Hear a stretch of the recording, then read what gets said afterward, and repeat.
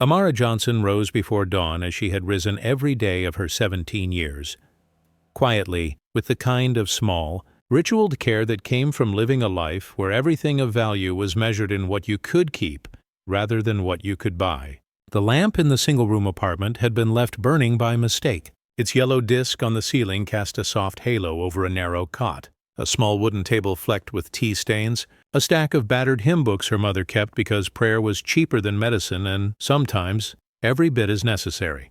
Amara folded the blanket with the precision of someone who had learned to make order of lack, smoothed the torn hem of her sleeve, and opened the cracked window to let the morning air sweep out the worries of night. Outside, the city woke slowly, a distant rattle of buses, the measured creak of shutters, the muffled, polite clatter from a neighborhood that never knew the ache of unpaid bills. Inside, in a home that smelled of boiled rice, boiled tea, and the faint antiseptic tang of a mother's ointments, Amara moved like a small, steady light doing the work of many hands. She boiled water for the tea that would be their first warmth. She checked the small dispenser where they kept the few coins left from wages, and she tidied the stack of medicine bottles that made the slow arithmetic of her mother's survival. Mrs. Johnson lay on the cot, her face pale but composed behind the veil of illness. Even that morning, with the stick-thin arms she had, and the cough that had become the third person in the room, she smiled for her daughter with a tenderness that made Amara's resolve a thing of muscle and bone. "You go to the Hale household tonight," she said in a voice so small it might have been mistaken for a sigh. "Bring them what we promised and come back early. Don't let them scowl you away." Amara's mouth tightened. The promise was the kind that poverty makes, a pact between two people who will not be broken. She had worked at the Hales for nearly a year, polishing chandeliers and tucking bed skirts in a house that was architected to keep human need at the edges, marble corridors, chandeliers that caught more light than the sun, crystal bowls preserved for the presentation of fruit. The Hales were a name in the city. Hale Industries was spoken, as you might say, the mountain. And Richard Hale's portrait hung in a heavy frame in the office where Amara had only ever seen his shadow on television. Work at the mansion paid enough to buy the medicine that kept her mother's breath measured and slow. So she dressed in the uniform of a made plain cotton, sensible shoes adding the single silver locket she had saved for months to replace the chain her mother had lost, and the one little act of dignity she allowed herself, in a world that had taught her humility as a necessary cloak. On the row carriageway that morning the surface gleamed like black, glass where a thin rain had fallen overnight. Amara walked with the purposeful steps of a young woman who knew the path and could recite it in her sleep, past the bakery where early bakers shaped dough with hands like priests, past the grocer who nodded with the familiarity of an acquaintance, across a small park where an iron fountain stayed half asleep and pigeons strutted with the aimless confidence of the well-fed. The mansion rose up ahead like a temple to other people's needs, a facade of stone and ivy, tall windows that did not open to let in the noise of the street, lawns that might as well have been held in trust for the sun. Inside the Hale house, time moved with an aristocratic hush. The staff were a quiet organism of tasks and respect. The owners' lives were a show set that never forgot to be immaculate. Amara did not resent the order gave her a kind of safety, but sometimes the sight of other people's upside-down abundance felt like a memory made of things she could no longer name. A child's laughter that was never hers, a bedroom curtain sewn of impossibilities. She moved from room to room, dwarfing chandeliers with the smallness of her gestures, fingers careful on the expensive banisters as if any bruise of her hand could somehow be imprinted in the wood. Today, as she polished the banister that ran like a spine through the house, she thought of the words her mother said. "Keep your back straight, child. Where you stoop, you bear the sky." The household buzzed with the small electricity of preparation. An evening of visiting friends, the sound of laughter spun into silverware. A tea set warmed for hands that did not know fever. But that morning there was a different tension in the air, an unspoken hurry that made conversations curt and smiles thin. Mrs. D'Angelo, the senior housekeeper, moved with the authority of someone who had earned the right to be severe. Her eyes, the color of wet stone, found Amara more than once with a look that was not unkind but had the edge of the world's rules in it. "You finished the West Corridor," she said, and Amara nodded, gathering the dust cloth like a flag. It was in the west corridor that the accident or misfortune, as the house would later call it, was discovered. A tray had been left near the drawing room, a small silver bracelet on it, and a woman's shriek followed. Servants clustered with the reflexive animal haste of people who know that when precious things move without the consent of their owners, the house suspends its breath. There were questions, quick and sharp. Whom had the tray been near? Who had been cleaning that morning? Fingers pointed in the hush. Measured with the house's old arithmetic of suspicion, Amara did not understand at first. Words fell like small stones. Missing, misplaced, gone. Then, as if a clock struck a different hour, some voice, Mrs. D'Angelo's, crisp as a snapped twig, said, "Amara, come here." The summons felt like the summer wind before a storm. Her palms dampened. The cloth slid a little in her hand. She approached because she was taught to answer to the summons of the house, because there was nowhere else to stand. The accusation was quick, like a blade. The silver bracelet, a small family heirloom that had belonged to one of the guests, had vanished, and Amara, with her plain hands and plain history, was the nearest to the tray that morning. A cluster of faces regarded her, the dignified pity of a lady with lilac gloves, the curiosity of a younger maid whose life had not yet taught her the cruelty of quick justice, the expression of a deliveryman who had been seen in the hallway. Mrs. D'Angelo looked into Amara's face, and then at the tray, as if the truth would be legible there. Like a fingerprint on a page, Amara's voice came out small but clear. She told them one by one the simple facts. She had been polishing the banister. She had not touched the tray. She had seen nothing.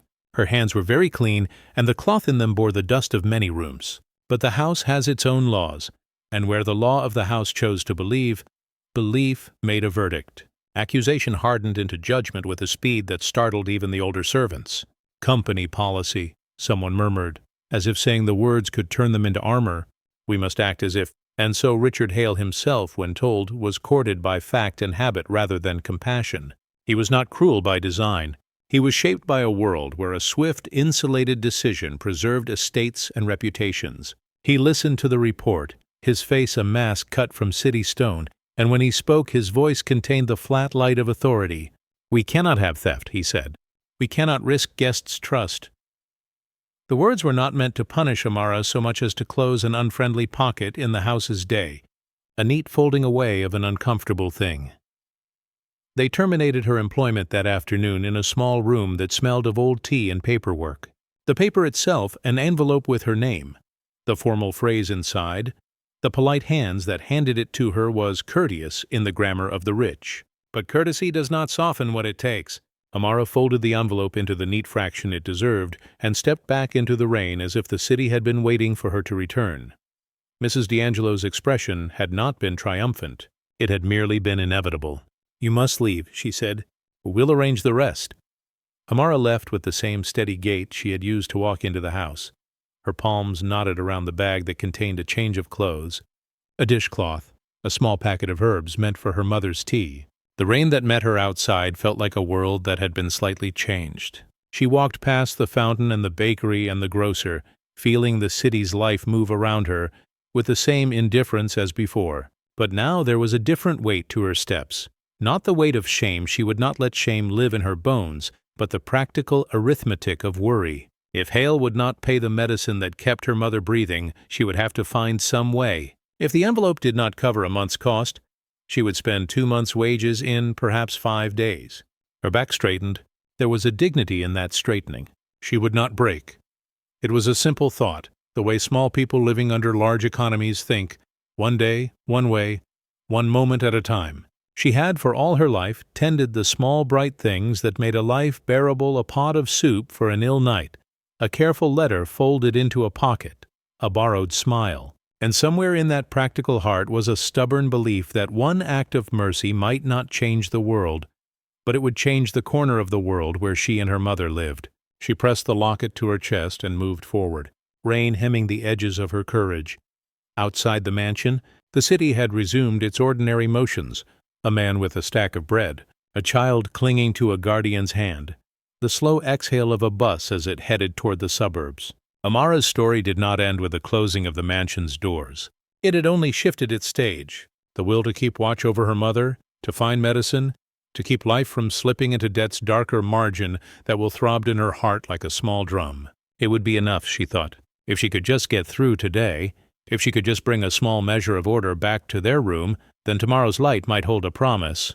She did not yet know that a child would be waiting near the fountain, lost and frightened, and that her answer to that child's plea would be the first small stone cast that, in time, would bridge the gulf between two very different lives. She did not know that the title given to their night would later be told with headlines, "How a Poor Black Girl Helped a Lost Boy," and hours later, his billionaire dad knocked on her door because the world is fond of neat headlines for messy truths. She only knew that she had a mother who needed her, a lamp that needed tending, and a life that would not bow except under the force of her own gentle resolve. So she turned homeward from the mansion at last, the rain softening around her like a promise, and in the solitude of the walk she folded the day into the small, sensible plans of the poor, a tray of soup to cook, the precise measure of medicine, the list of errands to be run before evening. Her back was straight, her hands were steady, her heart, though tired, kept the rhythm of courage, and the city moved on, as cities do, impartial, busy and full of stories waiting like seeds in dark soil. Only one of those seeds would take root tonight. Only one small kindness would make the difference. But for now the world remained patient, holding its breath in the bright, indifferent light of morning, waiting for the work of a girl who loved her mother to meet the moment of a frightened boy by a fountain. Morning bled into afternoon with the quiet insistence of routine, and for a time Amara believed the day would end as all her other days had, with her head bowed to duty, her hands raw but clean. Yet there are moments in life that arrive without warning, small storms that change the weather of a lifetime in a breath. It began with a sound, a gasp too sharp to belong in a house accustomed to grace. Amara was dusting the west corridor when the noise came from the drawing room, the sudden crisp note of alarm followed by whispers that scattered like startled birds. Her hand froze mid-motion. The duster trembled slightly in her grip, the way one's pulse trembles before bad news is spoken aloud. Within moments, Mrs. D'Angelo appeared at the corridor's end. Her figure, tall and immaculately composed in a dark uniform, carried the gravity of 30 years of service to the Hale family. Her expression was not anger, but worse concern sharpened by certainty. "Amara," she said, her voice even. "Come with me, please." Amara obeyed. Servants were not supposed to hesitate when summoned, yet as she followed Mrs. D'Angelo down the polished hall, something in her chest tightened the deep animal knowledge that when the powerful whisper, "Your name," it's rarely for praise. Inside the drawing room, sunlight poured through tall French windows, cutting pale streaks across a marble floor so bright it reflected every sorrow. The guests were gathered near the fireplace, their perfume mingling with the faint metallic scent of silverware. One of them, a woman with pearls wrapped twice around her throat, held out her trembling hand. On the small glass table before her lay an empty jewelry box. "It was here," the woman insisted, her tone a mixture of disbelief and quiet outrage. "I placed it right here before breakfast." The bracelet in question, a diamond-studded heirloom from France, Mrs. D'Angelo explained, had vanished sometime between morning tea and noon. The staff had been questioned one by one, and now the circle of suspicion had inevitably drawn its line around Amara Johnson. Mrs. D'Angelo's eyes found her with an expression caught between apology and duty. "You were assigned this wing today, weren't you?" "Yes, ma'am." "And you cleaned this room after breakfast?" "Yes, ma'am," Amara said again, her voice steady, though her stomach turned cold. The lady with pearls spoke before anyone else could. "Then it's quite simple. She must have taken it." The words hung heavy in the room. Someone coughed discreetly. Another servant shifted uncomfortably by the door. Amara looked from one face to another, faces that, moments ago, would have accepted her silent work as part of the invisible rhythm of the house. Now they studied her with the uneasy fascination of people watching something ugly, but necessary. "I didn't," she said, the words slipping out too softly. She repeated them louder. "I didn't take anything." No one answered. From the far doorway came the echo of shoes on marble. The crowd turned, parting instinctively as Richard Hale entered, a tall man in a dark suit, the sort of man who carried his authority like scent. His features were drawn from precision and habit. High cheekbones, gray eyes, the faintest furrow between his brows as if the world had given him no time to smile. He took in the scene with a glance that seemed to measure the air itself. "What's the matter?" Mrs. D'Angelo stepped forward, lowering her voice. "A guest's bracelet is missing, sir. We've checked the rooms. There is a concern about one of the maids." Hale's eyes followed the invisible line of her hand until they found Amara. He recognized her faintly, distantly, as one of the quieter ones. In his mind, she was a background note in the symphony of his household. "Her name?" he asked. "Amara Johnson." Amara felt his gaze rest on her like a weight. He did not look cruel, only composed, like a judge reading an unavoidable sentence. "You've been with us nearly a year?" "Yes, sir," he nodded once. "And this room was under your care?" "Yes, sir." "Then I'm afraid the responsibility is yours." The room shifted. Even Mrs. D'Angelo flinched slightly. Amara's breath caught, but she held her ground. "Sir," she began carefully, "I would never—" "This isn't about what you would or wouldn't do," Richard interrupted quietly. "It's about maintaining order. Guests expect security. If something valuable goes missing, we must act immediately. But His tone softened not with empathy, but efficiency. "You'll be compensated for the rest of the week. Mrs. D'Angelo will process your termination papers." The words struck with the precision of a hammer. There was no anger in them, only finality. The same finality with which one closes a door to keep the storm out. Amara stood motionless. The air seemed too thick to breathe. Somewhere behind her, a clock ticked, measuring her silence. "I didn't take it," she whispered. Richard looked at her, then really looked at her.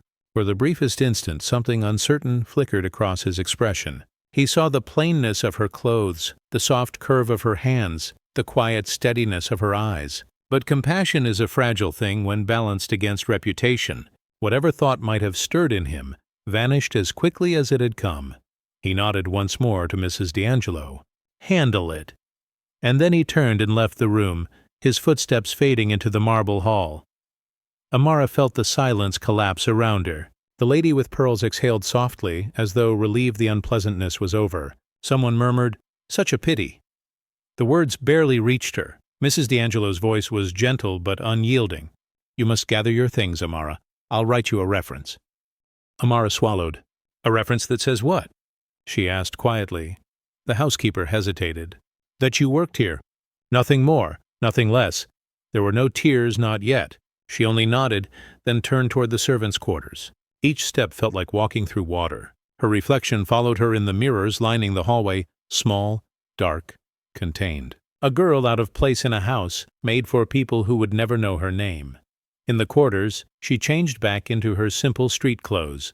Faded skirt, worn cardigan. She folded her uniform carefully, out of respect for the work it had given her, and placed it on the narrow cot. The envelope with her final pay sat on the table, neat, impersonal, sealed. She lifted it, then paused. A faint tremor passed through her hand. Her mother's medicine, she thought. Rent, food. She pressed the envelope to her chest, forcing herself to breathe evenly. When she emerged again, the sky beyond the windows had grown heavy with rain. The guests were gone. Only the faint echo of laughter remained, as if mocking the house's sudden quiet. Mrs. D'Angelo stood near the front door, umbrella in hand. "I wish it hadn't come to this," she said softly. Amara searched her face for malice and found none, only weary resignation. "Neither do I, ma'am," she replied. "Take this." The woman offered the umbrella, but Amara shook her head. "I'll be fine." Rain met her as she stepped outside, cold and sharp. The air smelled of wet earth and the faint sweetness of jasmine from the garden hedges. She drew in a deep breath, letting it steady her heart. Behind her the grand door closed, with a sound like final judgment. She walked down the gravel path, past the marble lion statues guarding the gates. The rain darkened her clothes, soaked her hair, blurred the city beyond the mansion walls into watercolor shades of gray. And yet, despite the humiliation, the loss, the sting of injustice, Amara's back remained straight. She would not let them take her dignity, too. When she reached the end of the drive, she turned once, looking back at the mansion, its lights golden through the rain, its windows blind to the life it had just cast out. "Someday," she whispered to herself, "they'll know who I am." Then she turned and walked toward the road. Where puddles gathered and buses hissed and life indifferent, endless went on. Rain had begun again by the time Amara reached the street. It fell softly at first, the hesitant kind that pretends to stop before it truly starts, then deepened into a steady curtain that blurred the city into shapes of silver and gray. The cobblestones beneath her shoes glistened like mirrors catching fragments of sky. Every droplet seemed to echo the ache that words could not carry. She walked without umbrella, her small bag pressed tight to her side, the envelope with her final wages sealed within. Water soaked through the thin cloth of her cardigan, clung to her hair, and traced cold fingers down the back of her neck. Yet she moved forward as if the rain were no enemy, only another weight to bear. The city was a shifting theater of lights and shadows. Shop windows glowed with gold, displaying things she could never own. Silk dresses on faceless mannequins, porcelain cups painted with flowers, books that smelled of another world. She passed them all with quiet eyes, their reflections sliding over her like unkept promises. A bus roared by, spraying a fan of muddy water that kissed her ankles. Somewhere, a man shouted for a cab. Somewhere else, laughter erupted under an awning where strangers shared shelter and cigarettes. No one looked at the girl walking through the storm. To them, she was simply part of the weather, an outline moving between light and puddle. She did not hurry. She had long ago learned that running made the cold worse. And besides, where would she run? Her mother's room waited, its single lamp glowing behind a cracked pane of glass, its smell of boiled rice and medicine. She thought of her mother's smile, brave even through the fever that stole her breath at night. The thought tightened her chest. She touched the silver locket at her throat, the only piece of beauty she owned, and whispered, "Just a little longer, Mama." Traffic lights changed, their colors sliding over the wet street like spilled paint. Amara crossed at the corner where the bakery released the scent of bread into the damp air. The warmth of it almost broke her how easy comfort could be for those who never had to count coins before sunrise. She imagined the tables inside, families sharing laughter, a child dipping his bread into soup while his mother smiled. Her stomach answered with a small, hollow pain. She had eaten only tea and a crust that morning, but hunger was a familiar companion. It no longer frightened her. What frightened her was what came next. Telling her mother she had lost the job. She rehearsed the words as she walked. They said it was a misunderstanding. "It's all right, Mama, I'll find another place. Don't worry about the medicine. I'll manage." But the lies tasted heavy, even unsaid. A gust of wind caught her skirt, snapping it against her legs. She stopped beside the park gate for breath. The park lay dark and dripping, the fountain at its center half hidden by mist. Beneath the weeping branches, benches stood empty except for a stray newspaper plastered to one of them. It was there, in that brief pause, that loneliness settled fully upon her, not as self-pity, but as recognition. She realized how invisible her goodness was in a world that measured worth by ownership. She had given everything time, care, obedience, and still the world had found her guilty because she was small, because she was poor, because she was a black girl whose word weighed less than a bracelet. She drew a slow breath. The rain fell harder, tears mingled with it, indistinguishable. "Hold yourself together," she told her heart. "You have a home to reach." So she resumed her walk. The streets grew narrower, the lights dimmer. The smell of rain mingled now with the scent of old iron and wet dust. Laundry lines sagged between brick buildings. Water dripped from their ends like rosary beads. From a window, music drifted, an old gospel tune played on scratchy speakers, the kind her mother used to hum when pain pressed her ribs. Amara's pace slowed. The song's words, half lost to static, spoke of grace in the wilderness. She closed her eyes for a moment and let it fill her. Then quietly she began to hum along. The sound was small, almost private, yet it steadied her like a hand on her shoulder. By the time she reached her street, the storm had softened to drizzle. The lamp at the corner flickered uncertainly, casting a cone of amber light over puddles that reflected her face in fragments. She could see her home ahead, a narrow door, paint peeling, the number 12B barely visible. Through the window, a weak light pulsed the lamp her mother always kept burning for her. Relief loosened something inside her. She climbed the stairs, her shoes squelching softly, and paused before the door to wipe her hands. Her heart beat fast, not from fear but from the weight of everything unsaid. She pushed the door open quietly. Inside, the room was warm but smelled of medicine and damp cloth. Mrs. Johnson sat upright on the cot, wrapped in her shawl. Her eyes, though tired, brightened at the sight of her daughter. "You're soaked through," she said gently. Did it rain so hard? Amara smiled faintly and set down her bag. Just enough to remind the world to keep clean, she answered, repeating an old joke of her mother's. Mrs. Johnson laughed softly, then coughed. Amara hurried to make tea, lighting the small stove, pouring water into a dented pot. The hiss of the flame filled the silence. When she handed her mother the cup, their fingers brushed. The woman's skin was cool, almost translucent. "You're quiet tonight," Mrs. Johnson observed. "Something happened?" Amara hesitated. The truth hovered on her lips. "I'll tell you tomorrow," she said finally. "Tonight you must rest." Her mother studied her, then nodded. "All right, child, but remember, whatever happens, the Lord still knows your name." Amara managed a smile. "I'll hold him to that." They said their prayers softly. When her mother fell asleep, Amara sat by the window. Outside, the city breathed, cars in the distance, a dog barking, rain whispering its last secrets against the glass. She opened the envelope and counted the money.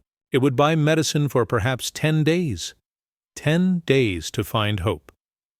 She folded the bills, kissed them once as if they were fragile blessings, and set them beneath the lamp.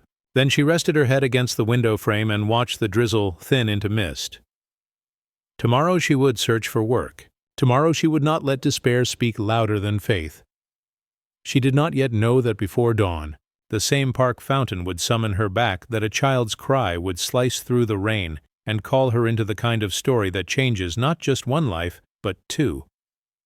For now, she let the rhythm of the rain carry her into sleep, and in that half-dream, she walked again down the bright, indifferent streets of the city, a solitary figure framed in light, unaware that destiny had already begun its quiet approach. The night had a hush the way certain hours do when the city seems to be holding its breath, not asleep, but listening. Lamp-posts stood like patient sentinels, their circles of yellow pooling on wet pavement. Shop windows dimmed their bright displays as if in deference to a world that had grown softer at the edges. Amara left her door with a small, sensible plan: to buy a handful of cheap vegetables for the evening soup, to speak no more than necessary, to keep the news of the day folded like a small paper crane in her pocket. She had not imagined that the evening would travel into the shape of a child's cry. She would later say she heard it before she saw it, a thin, urgent sound that cut through the low drumming of rain and the distant rumble of a late tram. For a moment she stood, the bag of vegetables cool against her hand, and cupped her ears as if listening to a tide. The cry came again, nearer now, high and small and threaded with fear. Following the sound led her past the coffee shop whose proprietor had tipped her an extra bun last week, and past a lamppost whose paint peeled like old promises. The alley opened to a small park pocket in the neighborhood, the fountain at its heart glimmering with the reflections of an indifferent sky. There, on a bench whose metal had cooled to the night, a child sat hunched, his small shoulders rocking with sobs. He was not very large. Even through the rain-soaked clothes and the film of dirt on his cheeks, there was a kind of fragile nobility to him that made Amara's chest clutch. His hair clung to his forehead in dark curls, and his eyes were wide as if the world had become a theater in which he had lost his script. He held a small stuffed animal, a once white rabbit now gray with use, a threadbare companion clenched in a fist that trembled. "Hello," Amara said softly, because sometimes the first word is the warmest kind of invitation. The child startled and turned, blinking as if to clear the fog that had settled on his sight. For a long instant he simply looked at her, the line of his jaw set with a stubbornness that had not yet been softened by trust. "My mama?" he asked, voice small and raw. She crouched down so that she would not loom. "Where is she?" she asked, though she had no idea whether the child had been separated from a parent or wandered away. In this town the stories were many: hurried caregivers who lost hands for a breath, children who darted after a pigeon and found themselves in a city of strangers, a child who slipped from a car in an instant when life turned its eyes. The city had always kept a margin for such missteps, but not always the gentleness to help the lost back in. "He's not my mama," the boy corrected, the word hitting the air like a pebble. "I'm my daddy." "I can't find my daddy." He pressed the rabbit to his face as if the fabric could stitch courage into him. "Oh, we got lost from the car. The people are big and loud." Tears tracked clean paths down his cheeks. "I'm Ethan," he added, as if stating his name might make it more real. "Ethan." The name had no weight to it in that moment. It was simply a little sound stuck in the throat of the child. But when Amara looked at him, his pale skin, his fine clothes tattered by rain, his city-practiced manners despite the tear track, she felt a prick of recognition that was less about him than about the fragile exchange of human lives. "Ethan," she repeated gently. "I'm Amara. You're safe right now." Her voice contained a steadiness she had learned to carry like a candle. She offered him the half of a bun she had wrapped for her own supper. He took it with small, careful hands. The action spoke of trust like the slow unfurling of a flower. He told her, haltingly, that he had been at a party that afternoon, that there were rooms and people with voices like bells and food he had never tasted before. He remembered a big house with many stairs, a man with a dark coat and a voice like thunder, the glitter of strangers' jewelry. When she heard the word hail slip from him, something in her memory clicked. She had polished a banister that morning that ran like a spine through the mansion, whose name the city wore like a badge. "You know where he lives?" Ethan asked, small and hopeful. His eyes searched her face for the shape of salvation. Amara felt a flurry of private disquiet. The mansion was a place of watchful eyes. Returning a lost child might have been a simple kindness, but the day's events curled at the edges of courtesy. She remembered the accusation that had removed her from work, the polite hands that had closed her out. She thought of Mrs. Johnson, of the thin bottle of cough syrup whose life-giving cap waiting in their cabinet, of rent, of everything measured in the arithmetic of need. Yet the boy had looked at her with a kind of faith too pure to be denied. He saw her not as a branded worker who had been dismissed, but as a person who might carry a map out of his smallness. Her answer came before she measured consequence. "I'll help you find him," she said. The city at night has a way of rearranging itself for those who move through it with purpose. Amara took Ethan's small hand and felt the chill that clung to him. They walked together beneath trees that left wet lace across their shoulders, their footsteps a quiet duet on the pavement. She wrapped her cardigan tighter around his thin shoulders, and he leaned into the warmth, as if it were the only roof he had been offered all day. They first sought the sensible course, the police station. It was a bright box of safety, someone had told her once, and yet, when they arrived, the station's corridor held the distracted air of a bureaucracy mid-shift. The officer behind the desk listened with the practiced attention of a person who has heard many small tragedies and learned how to file them away. "Lost child, you say?" he murmured, asking about time, description, what the boy might have eaten, whether he had a parent's number. Ethan's answers were simple and honest, and, the officer concluded, not enough to identify the child's wealthy household. There was no collar tag to tell them which car he had fallen from, no printed card in his pocket. The officer wrote down the essentials, took the boy's name, and made a note to call the station uptown. Amara watched the scene, the recorded lines on the form folding like a script that may or may not catch the living. There was no cruelty in the delay. It was just the world's way of handling more than it could care for at once. So they left the station to pursue where the footsteps of the lost child might lead. They retraced his memory. The crook of a road with a bakery, the high walls where ivy grows like a hedge of secrets, the tram that slid past with a hiss. People watched them as they passed. Some offered a glance of sympathy, others looked away swiftly, that small act of not owning another's sorrow. Amara answered only with a calm that was now a practice she carried like a talisman. When they reached the avenue where the wealthy houses kept their facades like masks, Ethan's breath caught. He pointed through a pair of iron gates to a mansion a few blocks away, one that bore the same old emblem she had seen that morning. A crest, a stone lion, a finery of carved roses. "That one?" he said. The house was asleep in its opulence. Windows were dark, drapes drawn. The only sign of life, a single lamplight at the far end of the drive and the shadow of a car's silhouette by the curb. Amara's chest tightened. She thought for a moment of the polite, clipped way they had asked her to leave earlier that day, company policy. They had said with the kind of grammar that makes finality sound like mercy. She dressed Ethan's shirt straight with delicate fingers as if smoothing a flag for a small ceremony and walked toward the gate. The iron was cold beneath her hands. She could have turned back, left the boy and the hazard of a night to fate and official channels. She did not.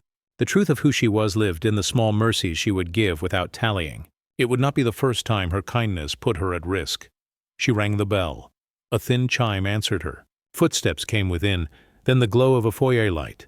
Then briefly the silhouette of a servant. The door opened a fraction, enough for a voice to ask who disturbed them at such an hour. Amara spoke the necessary words, her voice steady. "A lost child, sir. He says he belongs to this house." The reply was courteous but wary. The servant looked at Ethan, then at Amara, and then into the night as if searching for a signal. The servant, after a moment, opened the gate and allowed them into the shallow light of the drive. He led them to the phone in the foyer and dialed a number with efficient hands. A polite voice answered at the other end, and then, after a pause, the tone of concern grew. Within a little time, an hour, perhaps less, the car that had seemed to sleep at the curb returned to life. Lights lit within, folding the night into bright circles. A tall man in a dark coat stepped from it, the kind of figure whose presence constricts the air. Ethan ran forward and into his arms with a cry that shook the warm evening air. Amara uncurled like a held breath released. The reunion was immediate and fierce. Father and son with gratitude and the kind of apologetic confusion that money sometimes could not explain. The man's voice was deep and trembling with relief, his hands smooth and sure as he checked the child for injury. His eyes, when they found Amara, flickered with something that was not anger but measurement, a puzzle piece found in the wrong box. "You found him?" the man asked, the words more question than accusation. Amara inclined her head. Yes, he was near the fountain. He was crying. She felt suddenly unsure of how she should speak to a stranger who belonged to a world that had told her she must leave it. The man thanked her, offered his hand, which she took only briefly, and then produced an envelope, crisp, official, a recompense for the trouble. "Please accept this," he said. "We are grateful." "What is your name?" "Amara Johnson," she answered. He spoke her name like a catalog entry, then paused, as if searching for another thing to say. "I'm Richard Hale," he said at last, and the sound of the name was like a bell struck in the night. For a breath the world tilted. Amara remembered how she had stood in his home only that morning and been spoken to with a formal tone that folded her into a file. She thought of the bracelet and the courteous envelope. She thought of Mrs. D'Angelo's eyes. Before she could speak, Ethan tugged on Richard's coat and whispered something in his ear, small sentences that contained the entire geography of a child's terror and relief. Richard's face changed. The hardness around his mouth softened, as if the night itself had given him leave to be human. He turned to Amara with something like humility and offered her a card. "If ever you need help, this number is for emergency contact." "Thank you." His gratitude was formal, but there was an honest thread under it, and Amara accepted the card with a small nod. They parted in the hush of that gated street, the mansion's lamps swallowing their small figures as each returned to separate worlds. Amara walked home with the echo of a child's soft breath knitted into her memory. She had done what she had always hoped to do. She had been kind when the need required no ledger in exchange. She had, in a small and true way, altered the course of a life.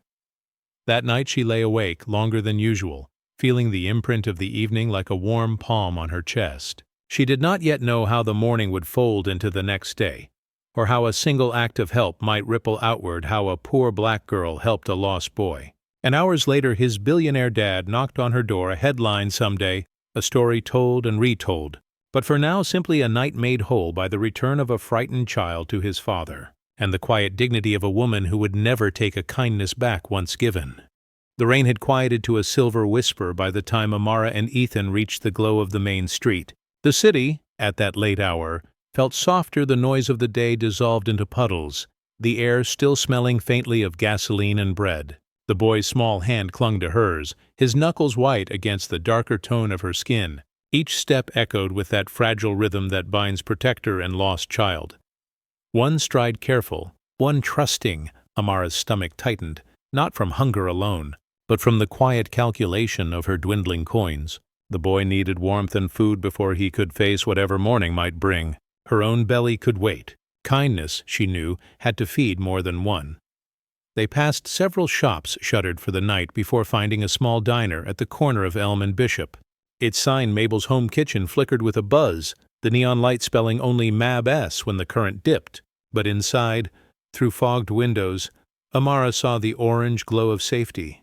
Steam rising from coffee mugs, a woman wiping counters, a tired man stirring soup at the stove.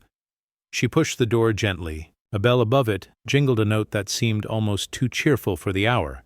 The waitress behind the counter, a plump woman with hair pinned in a loose bun, looked up, assessing her visitors with the practiced glance of someone who had seen all kinds. Workers, wanderers, dreamers, and those who carried their pain like luggage. Her eyes softened when she saw the child. "Evening, sweetheart," she said to Ethan. "You two look like the rain's been picking on you." Amara smiled politely.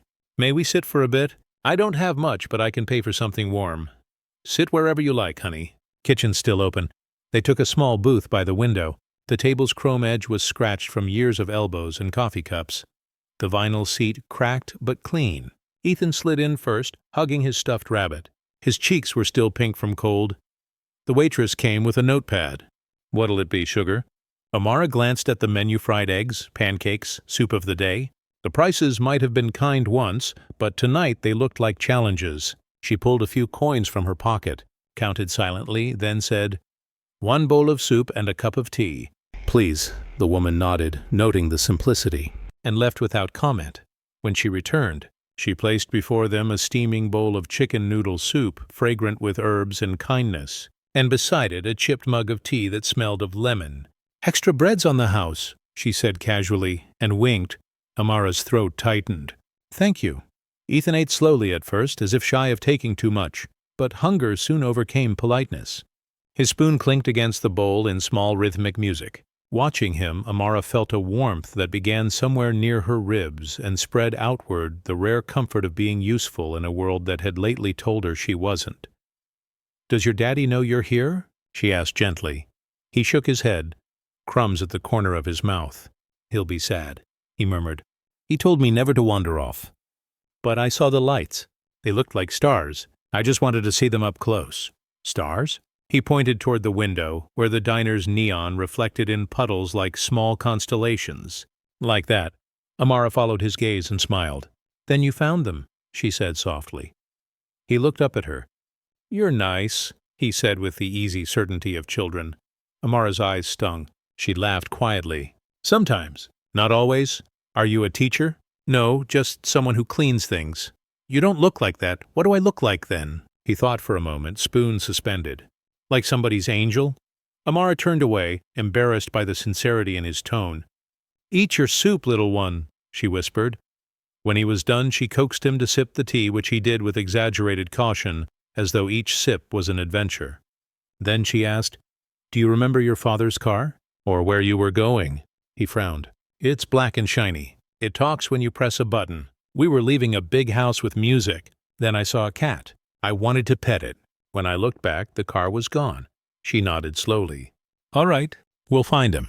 But first you rest a while." Ethan's eyelids drooped. The storm and exhaustion had weighed on his small body. He slid closer to her, his head finding her shoulder naturally, the way children find warmth without asking. His breathing steadied, his stuffed rabbit pressed between them. Amara stared through the rain-specked glass at the street beyond. She thought of her mother, asleep in the narrow bed, of the medicine she would need by morning, of the world that could be so large and yet so close to breaking apart. And still, in that quiet booth, she felt peace. For a moment the diner might have been a chapel, the hum of the refrigerator a hymn. The waitress refilled a cup somewhere, the cook wiped down counters. Humanity went on, tender and ordinary. When Ethan slept fully, Amara asked the waitress, "Do you know if there's a phone I could use? I need to call the police station again." "Sure thing, darling. There's one by the counter. Use as long as you need." The call was brief. The officer recognized her voice from earlier. He told her the child's father had been contacted, a certain Mr. Richard Hale, and that a car was already en route to check local neighborhoods. "You did a good thing, miss," the officer said. Amara replaced the receiver gently, the words warming her like a quiet blessing. She returned to the booth. Ethan stirred but did not wake. Outside, the rain had turned from insistence to drizzle, leaving behind a street polished like memory. The waitress approached, wiping her hands on her apron. "He yours?" she asked softly, nodding toward the sleeping boy. "No, I just found him." "Bless your heart," the woman said simply. "World needs more people who stop for crying children." Amara smiled faintly. "Sometimes it only takes one person to listen." The waitress studied her face, then leaned in slightly. "You remind me of my mama," she said. Never had much, but she'd split a loaf 6 ways if it meant somebody else didn't go hungry. Amara looked down at her hands. Kindness is the only thing we can afford most days. The woman squeezed her shoulder, a silent nod between two souls who understood. When the diner's bell jingled again, the sound came sharper this time. 2 police officers entered, their presence sudden and bright against the warm light. The waitress gestured toward the booth. "Evening, miss," said the older of the two, tipping his hat. "We're looking for a child named Ethan Hale. You might have called about him?" Amara nodded. "He's right here. He's just tired." The officer knelt by the booth, his lined face softening at the sight of the boy. "Poor little fella. We've been looking half the night. His father's waiting nearby." Amara felt a tremor of relief and sadness. "He's safe now," she said quietly. The officers exchanged a look. One stepped outside to radio. The other remained, speaking kindly. "Ma'am, we'll see he gets home. You done a fine thing tonight." Ethan stirred, blinking sleepily. When he saw the officer, his eyes filled with panic for a moment. Amara took his hand. "It's all right, Ethan. These men will take you to your father." "Will you come too?" he asked. She hesitated, unsure if it was right. "I'll walk with you until we find him." He nodded, trusting her the way only children trust those who've proven warmth. They stepped outside into the cool air. The drizzle had stopped entirely, the street shining under lamps. A black car waited at the corner, headlights cutting through mist. The door opened, and Richard Hale stepped out, his tall figure shadowed against the glow. The boy's cry, "Daddy!" rang across the empty street. Amara watched as Ethan ran into his arms. The father knelt, gathering him close, rain soaking the fine wool of his coat. He murmured words Amara could not hear. Relief, disbelief, guilt, they all lived in that embrace. The scene was framed in lamplight like something sacred. When Richard finally lifted his gaze, it met hers. For a long moment neither spoke. His eyes, sharp gray, softened now by fear, remembered held recognition. "Thank you," he said, voice unsteady. "You brought him back." Amara nodded once. "He just needed someone to listen." Richard reached into his coat, producing an envelope, the same gesture as before, habit wrapped in gratitude. "Please," he said. "You've done more than I can repay." Amara's voice was gentle but firm. "No need, just take care of him." Richard hesitated, then nodded. "What's your name?" "Amara Johnson." He blinked, a flicker of confusion passing his face.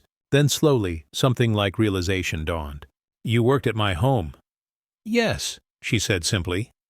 He looked as though he wanted to speak further, but the moment passed. The child tugged his sleeve, whispering something about the stuffed rabbit still in Amara's hand. She handed it to him. Their fingers brushed briefly her calloused palm, his polished one. "Good night, Mr. Hale," she said softly. "Good night, Miss Johnson." The door of the car closed with a soft final click. Amara stood watching until the taillights faded into the distance. Then she turned back toward her narrow street. The night was quiet again, the kind of quiet that carries unseen change. She pressed her locket between her fingers, whispering a prayer not for herself, but for the boy whose tears had reminded her what humanity could be. The rain began again, light and steady, not sorrowful this time, but cleansing, as though the world itself had chosen to bless the poor girl who had helped a lost boy and asked for nothing in return. The morning had not yet found its courage to rise when the city began to murmur. It was a different kind of sound, not the soft commerce of dawn or the hum of workers, but the unease of gossip given breath. Headlines would later call it the night of the lost heir. But in the narrow streets and small diners where life measured itself by teacups and wages, the news was simpler. A rich man's child had gone missing. Inside Mabel's home kitchen, the waitress turned up the small television mounted over the counter. The black and white image flickered uncertainly before resolving into a reporter, her hair lacquered against the wind. Behind her stood the gates of a mansion Amara recognized instantly the Hale residence, though the camera could not quite capture the opulence, only its iron insistence. Authorities have confirmed that the missing child is Ethan Hale, 7 years old, son of Richard and Catherine Hale of Hale Industries, the reporter said, voice taut with practiced concern. The boy was last seen near the family's main estate earlier this evening. A citywide search is now underway. Police urge anyone with information to come forward. The image cut to footage of officers assembling, flashlights spearing through the dark. Somewhere off-screen, a man's voice broke raw and brief, and the reporter turned slightly, whispering something about the father's distress. Amara's spoon froze midway to her lips. A tremor ran through her chest. The child she had just returned home, the one whose head had rested on her shoulder in quiet trust, was the missing boy in every broadcast and poster. A strange mixture of relief and unease rippled through her. He's home now, she told herself. He's safe. That's what matters. Yet the world outside seemed to want something more than safety. It wanted spectacle. It wanted someone to blame. At that moment, the diner door burst open with the wind. A patrol car crawled to a stop outside, its lights painting the rain-slicked window red and blue. 2 officers stepped out, the same who had come for Ethan earlier, but now their movements were sharper, their faces tense. One of them spoke briefly with the waitress, who pointed toward Amara. Amara's pulse quickened. For a moment she feared that some misunderstanding had taken root, that the fragile trust of the night before had been twisted by suspicion. She stood, smoothing her skirt out of habit. The older officer approached. "Miss Johnson, isn't it?" "Yes. Mind coming with us for a bit? Mr. Hale asked us to find you. He said he wanted to thank you personally, but, well, the media's gone wild. We need to clear up a few details." Relief mingled with caution. "Of course," she said softly. She looked to the waitress. "Would you tell my mother I'll be home soon?" "Sure thing, sweetheart," the woman said, worry creasing her brow. The city had changed by the time they reached the upper district. Streets once silent were alive with cameras and flashing bulbs. Crowds gathered outside the iron gates, drawn by the scent of wealth touched by tragedy. Reporters clustered like crows, microphones poised for crumbs of sorrow. The patrol car eased through, and for a moment, Amara saw herself reflected in the mirrored surface of the Hale Mansion's grand doors, a poor black girl in plain clothes, hair damp from drizzle, framed by the luxury of a world that had already expelled her once. Inside, the atmosphere trembled between chaos and control. Servants moved swiftly, phones rang, voices rose and fell like waves against marble. A police officer ushered Amara into a smaller sitting room, all velvet and portraits, the air smelling faintly of lilies and cigars. Richard Hale stood near the window, his back to her, the early morning light turning the edge of his silhouette pale. When he turned, exhaustion carved lines across his face that wealth could not smooth. Yet beneath the strain, there was recognition not of a servant, but of a savior. "Miss Johnson," he said, voice lower now, "you found my son." "I only did what anyone would have done, sir." He studied her, the calm, the unpretentious poise, and perhaps saw in her what he had missed before. "Not everyone would have," he said quietly. "The city isn't kind to strangers." Amara lowered her gaze. "Kindness shouldn't need reward." For a long moment silence pressed gently between them. Then he said, "There's something I must ask, a formality. The police tell me you brought him here yourself. You were seen near the estate gates before the alarm went out. Is that correct?" She nodded. "Yes, sir." He was cold and frightened. "I thought bringing him home was the right thing to do." Richard's eyes softened, but behind him the murmurs of authority officers, assistants told her that truth had to be signed, stamped, recorded. It was not enough to do good, one had to prove it. The officer from earlier stepped forward. "We'll just need a statement, Miss Johnson. Routine stuff." She complied, recounting each step of the night in calm detail. The cry near the park, the walk to the diner, the call to the police, the reunion. Her words painted the night in simple strokes, the kind that left no room for doubt. When she finished, the room exhaled as though some tension had been lifted. Richard Hale extended his hand again. "I owe you more than thanks," he said. "You reminded me that not everything worth having can be bought." Amara hesitated, then shook his hand. His grip was firm, not condescending this time. A moment later the door opened and a woman entered Catherine Hale, tall and poised in a silk robe, eyes rimmed red from sleeplessness. Ethan clung to her side, his small fingers wrapped around her robe. When he saw Amara, his face brightened, and before anyone could stop him, he ran forward, hugging her around the waist. "Miss Amara," he said, voice full of joy. "You came back." She knelt, smiling despite the dampness in her eyes. "Just making sure you're all right, little one." He nodded solemnly. "Daddy said you were an angel." Catherine's lips parted slightly at the words. Her gaze softened. "So you're the one who found him." "Yes." "Ma'am, thank you." The gratitude was genuine, quiet, stripped of the arrogance wealth often wears. In the hallway beyond, the murmur of reporters grew louder. Richard frowned. "We'll handle them. Miss Johnson, please stay until the noise dies down. You've done enough to be left in peace." Amara stood by the window while outside flashes burst like lightning against the dawn. She watched as journalists traded whispers of scandal and salvation. In the middle of it all, a headline began to form: "A poor black girl helped a lost boy." Hours later, his billionaire dad knocked on her door. The irony was not lost on her. The world loved simple contrasts, poor and rich, black and white, fallen and saved, because it made morality easier to sell. Yet the truth was less about colors and titles, more about what happens when mercy passes quietly between strangers. Hours later, when the reporters had drifted away and the house had returned to its cautious order, Amara prepared to leave. She refused an offer of car service and stepped out into the early light alone. The streets were cleaner now, washed by rain and relief. Somewhere the city was waking to headlines that would paint her as something miraculous. She smiled faintly to herself. Miracles, she thought, were just ordinary acts done when nobody else would. The sun had long slipped beneath the horizon by the time the streets began to settle again. Yet, in the neighborhood where Amara lived, peace was never guaranteed. It was something one had to earn between storms. She had returned home that afternoon after the long questioning at the mansion. Exhausted but strangely calm, she had held her mother's hand and whispered only the simplest version of truth. "The boy's safe, Mama. That's all that matters." Her mother smiled through tears, murmuring, "The Lord sees, child. He sees." Now, as the night pressed in, Amara sat by the window, mending the same old skirt she'd worn since morning. The radio hummed quietly a gospel tune that seemed too gentle for the restless air. Through the cracked pane, she could hear the murmur of the neighborhood footsteps, laughter, distant car horns, ordinary sounds. But tonight they carried an edge, a quiet vibration of something uneasy.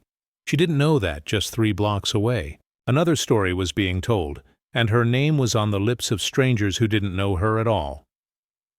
At the edge of the district, a patrol car idled by a lamp post. 2 officers leaned over a printout handed down from headquarters. The words were simple but enough to raise suspicion in a tired city. "Woman seen near Hale Estate before alert accompanied by minor. Identity unclear. Possible involvement pending confirmation." And under it, a still image, grainy, black and white, from the diner's security camera. Amara, her arm around Ethan, the boy's stuffed rabbit in her hand.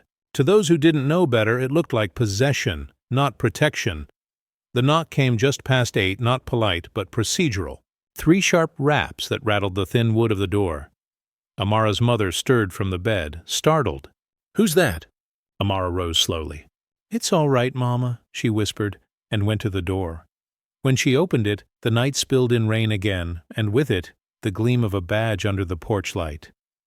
"Miss Amara Johnson?" "Yes, I'm Officer Grayson, ma'am. Could we ask you a few questions?" Behind him stood another officer, younger, restless, his hand resting too naturally on the belt near his holster, not out of threat, but habit. "About what?" Amara asked, her voice even. The older officer softened his tone, aware of the scene's weight. "We've had some confusion regarding last night's events. We just need to confirm your role in the Hale boys case." "My role?" Amara repeated. "I helped him. I found him lost. I called you myself." Grayson nodded, flipping through a small notebook. "That's what the report says, yes. But some of the press photos have been misinterpreted. People are saying different things. Mr. Hale's been hounded by reporters all day. We just need to get your statement down officially for record." The younger officer shifted impatiently. "Or we can do this down at the station." Amara's mother's voice wavered from the bed. "Please, she hasn't done anything wrong." Amara lifted a calming hand. "It's fine, Mama." Then, to the officers, "I'll answer your questions here." She stood straighter, the light from the single bulb drawing a halo around her calm. Her composure disarmed them more than any denial could. For 20 minutes she spoke quiet, steady, unwavering. She told them about the park, the rain, the diner, the soup, the frightened boy clutching a rabbit. Every detail matched the truth because there was nothing else to give. When she finished, silence stretched between them like a test. Finally, Officer Grayson nodded. "All right, that's consistent with what we have." The younger man frowned. "Still odd, though. Why not just call it in right away?" Why walk him all that way? Amara met his gaze. Because he was crying. Because he was cold. Because he needed someone to care before the paperwork. The man looked away, ashamed. Grayson closed his notebook. We'll mark this cleared. Then quieter. Sorry for the trouble, Miss Johnson. You'd be surprised how quickly stories twist when money's involved. Amara gave a small smile. No, sir. I wouldn't be surprised. They left, their boots heavy on the steps. Rain resumed its whisper. Amara closed the door softly, leaning against it for a long moment. Her mother's voice floated from behind her. They doubted you again? She turned, managing a weary smile. They were just doing their job. Mrs. Johnson's eyes shone in the dim light. Child, don't let this world make you smaller for being good. Amara crossed to her, kneeling beside the bed. I won't, she promised. Outside, a car engine idled longer than necessary before driving away. But the night wasn't finished with her yet. Half an hour later, while Amara prepared tea, another knock came heavier, more urgent. She hesitated before opening. This time it wasn't the police. It was a man in a dark overcoat, rain dripping from his hat brim, eyes sharp with intent. Miss Johnson? Yes, he removed the hat, revealing a face she recognized not from the mansion, but from the newspapers. Carter Voss, journalist for the Metropolitan Chronicle, a man known for turning whispers into headlines. I'm sorry to intrude, he said quickly, his tone rehearsed to sound polite. But I'm following up on the Hale story. You were the young woman who found the boy. Amara hesitated. I don't speak to newspapers. He gave a practiced half-smile. Understandable. Still, the public loves stories like yours. A poor black girl, a lost rich boy, a grateful billionaire. It's almost biblical. But there are inconsistencies. Amara's brow furrowed. Inconsistencies? Some say the boy wasn't lost at all. That he was taken. Her heart clenched. That's a lie. I don't doubt your heart, Miss Johnson, he said softly, but the city doesn't live on truth. It lives on stories. She held his gaze firm, unflinching. Then tell the right one. For a moment, something human flickered across his face. He nodded slowly. Maybe I will. Then, with the tip of his hat, he left. Amara closed the door again, locking it this time. She stood in the quiet, the sound of rain filling every space. Her tea had gone cold, untouched. Later that night, as she finally lay beside her mother's bed, sleep drifting close, she heard a car pull up outside. For a heartbeat, fear returned, that deep, weary fear of being mistaken, misjudged, undone by another man's doubt. But then, a softer sound, footsteps, and a single, deliberate knock. Amara rose, wrapped her shawl, and opened the door. It was Richard Hale. He stood in the rain without coat or umbrella, a man stripped of every armor but remorse. Behind him, the car idled quietly. I owe you an apology, he said simply. Amara blinked, unsure if she was dreaming. For what, sir? For letting silence accuse you, he said. For letting others question the kind of woman you are when I should have spoken first. He reached into his coat pocket, pulling out a small envelope, but his hand trembled slightly. This isn't payment, it's gratitude. Amara shook her head. You don't need to. I know, he interrupted gently. That's why it matters. Behind him, thunder rumbled faintly. The air smelled of rain and regret. Richard continued, voice lower. You helped my son when the world's eyes would have passed him by. You showed me something I forgot, that kindness doesn't ask permission. For a long moment, neither spoke. Only the rain filled the silence. Finally, Amara said softly, Then prove it, Mr. Hale. Prove, you mean, that kindness isn't just for the pages of newspapers. He nodded slowly, as though sealing a pact. I will. And with that, he turned and walked back into the rain. When a man carries the weight of billions in his name, he becomes accustomed to a certain economy of emotion. Small things are delegated, apologies are formalities, and redemption often arrives wrapped in press releases. Richard Hale had lived long enough to know this. Yet that night, standing under the low glow of a street lamp outside a home that had once been, in his mind, an abstraction, a blur of faces and pay stubs and personnel matters, he felt the particular gravity of human consequence. He had always been able to buy solutions. He had never before been required to own the quiet cost of an offense until he saw the face of the woman who had helped his child. In the press, that night would be compressed into a headline and a photograph. A poor black girl helped a lost boy. Hours later, his billionaire dad knocked on her door. The camera loves clarity. It prefers stories that can be boiled down to an image that fits a thumb. But on the stone step under the rain, the geometry of the truth was more complicated. He had come not for spectacle, but because there were things money could not unwrite. The ache he felt for a parent's near miss and the small horror that his household's reflex to preserve reputation could hurt an innocent person. He had not planned the words he would say. He had only planned to stand in the doorway and see. The house's light spilled into the street like a warm tide, cutting the night into honest pieces. He took his hat off and let the rain make its small private map of his shoulders. For a long moment he admired the plainness of the place. A door that knew the imprint of many hands, a porch light that had seen laughter and prayer and found in it something like shame for how close he could be to the real world, and yet so far. Amara opened the door. Even in the half-light, she struck him as unembellished and whole, as if whatever life had heaped upon her had only polished something inside rather than marred it. She wore the same simple clothes he had seen in the photo at the station, a worn skirt, a cardigan drawn tight against the rain, a small silver locket at her throat. Her expression did not flicker with surprise. Instead, there was the steady calm of one who had wrestled storms and resolved them with hands made to do so. "Mr. Hale?" she said, as if the greeting were an ordinary thing. Her voice held a hush, not of fear but of the reserve people learn when life teaches them to preserve what dignity they can. He had rehearsed 1,000 ways to say he was sorry. They felt insufficient, so he started at the truth, the simplest stitch between two people who had met under strange stitches of fate. "I owe you an apology, Miss Johnson," he said. The words came measured, as though he were trying to avoid sounding like a man contriteness could not cover. She inclined her head. "You do not have to, I do," he interrupted quietly. "When I heard what happened, when I learned someone had been accused, I realized that we had not looked carefully enough. We saw a shape, and we folded the shape into a story that served us. That is the fault of a man who has too many shields." He hesitated, feeling the brittle edge of his own armor. "I'm sorry." There was something in the phrasing that was not mere ceremony. He made no grand gestures. There was no envelope pressed into his hands, no offer of swift restitution. For once the gesture he chose was not monetary. It was accountability, a rarer currency. He waited to see if it was recognized. Amara's face remained polite but guarded. "I didn't go to press," she said.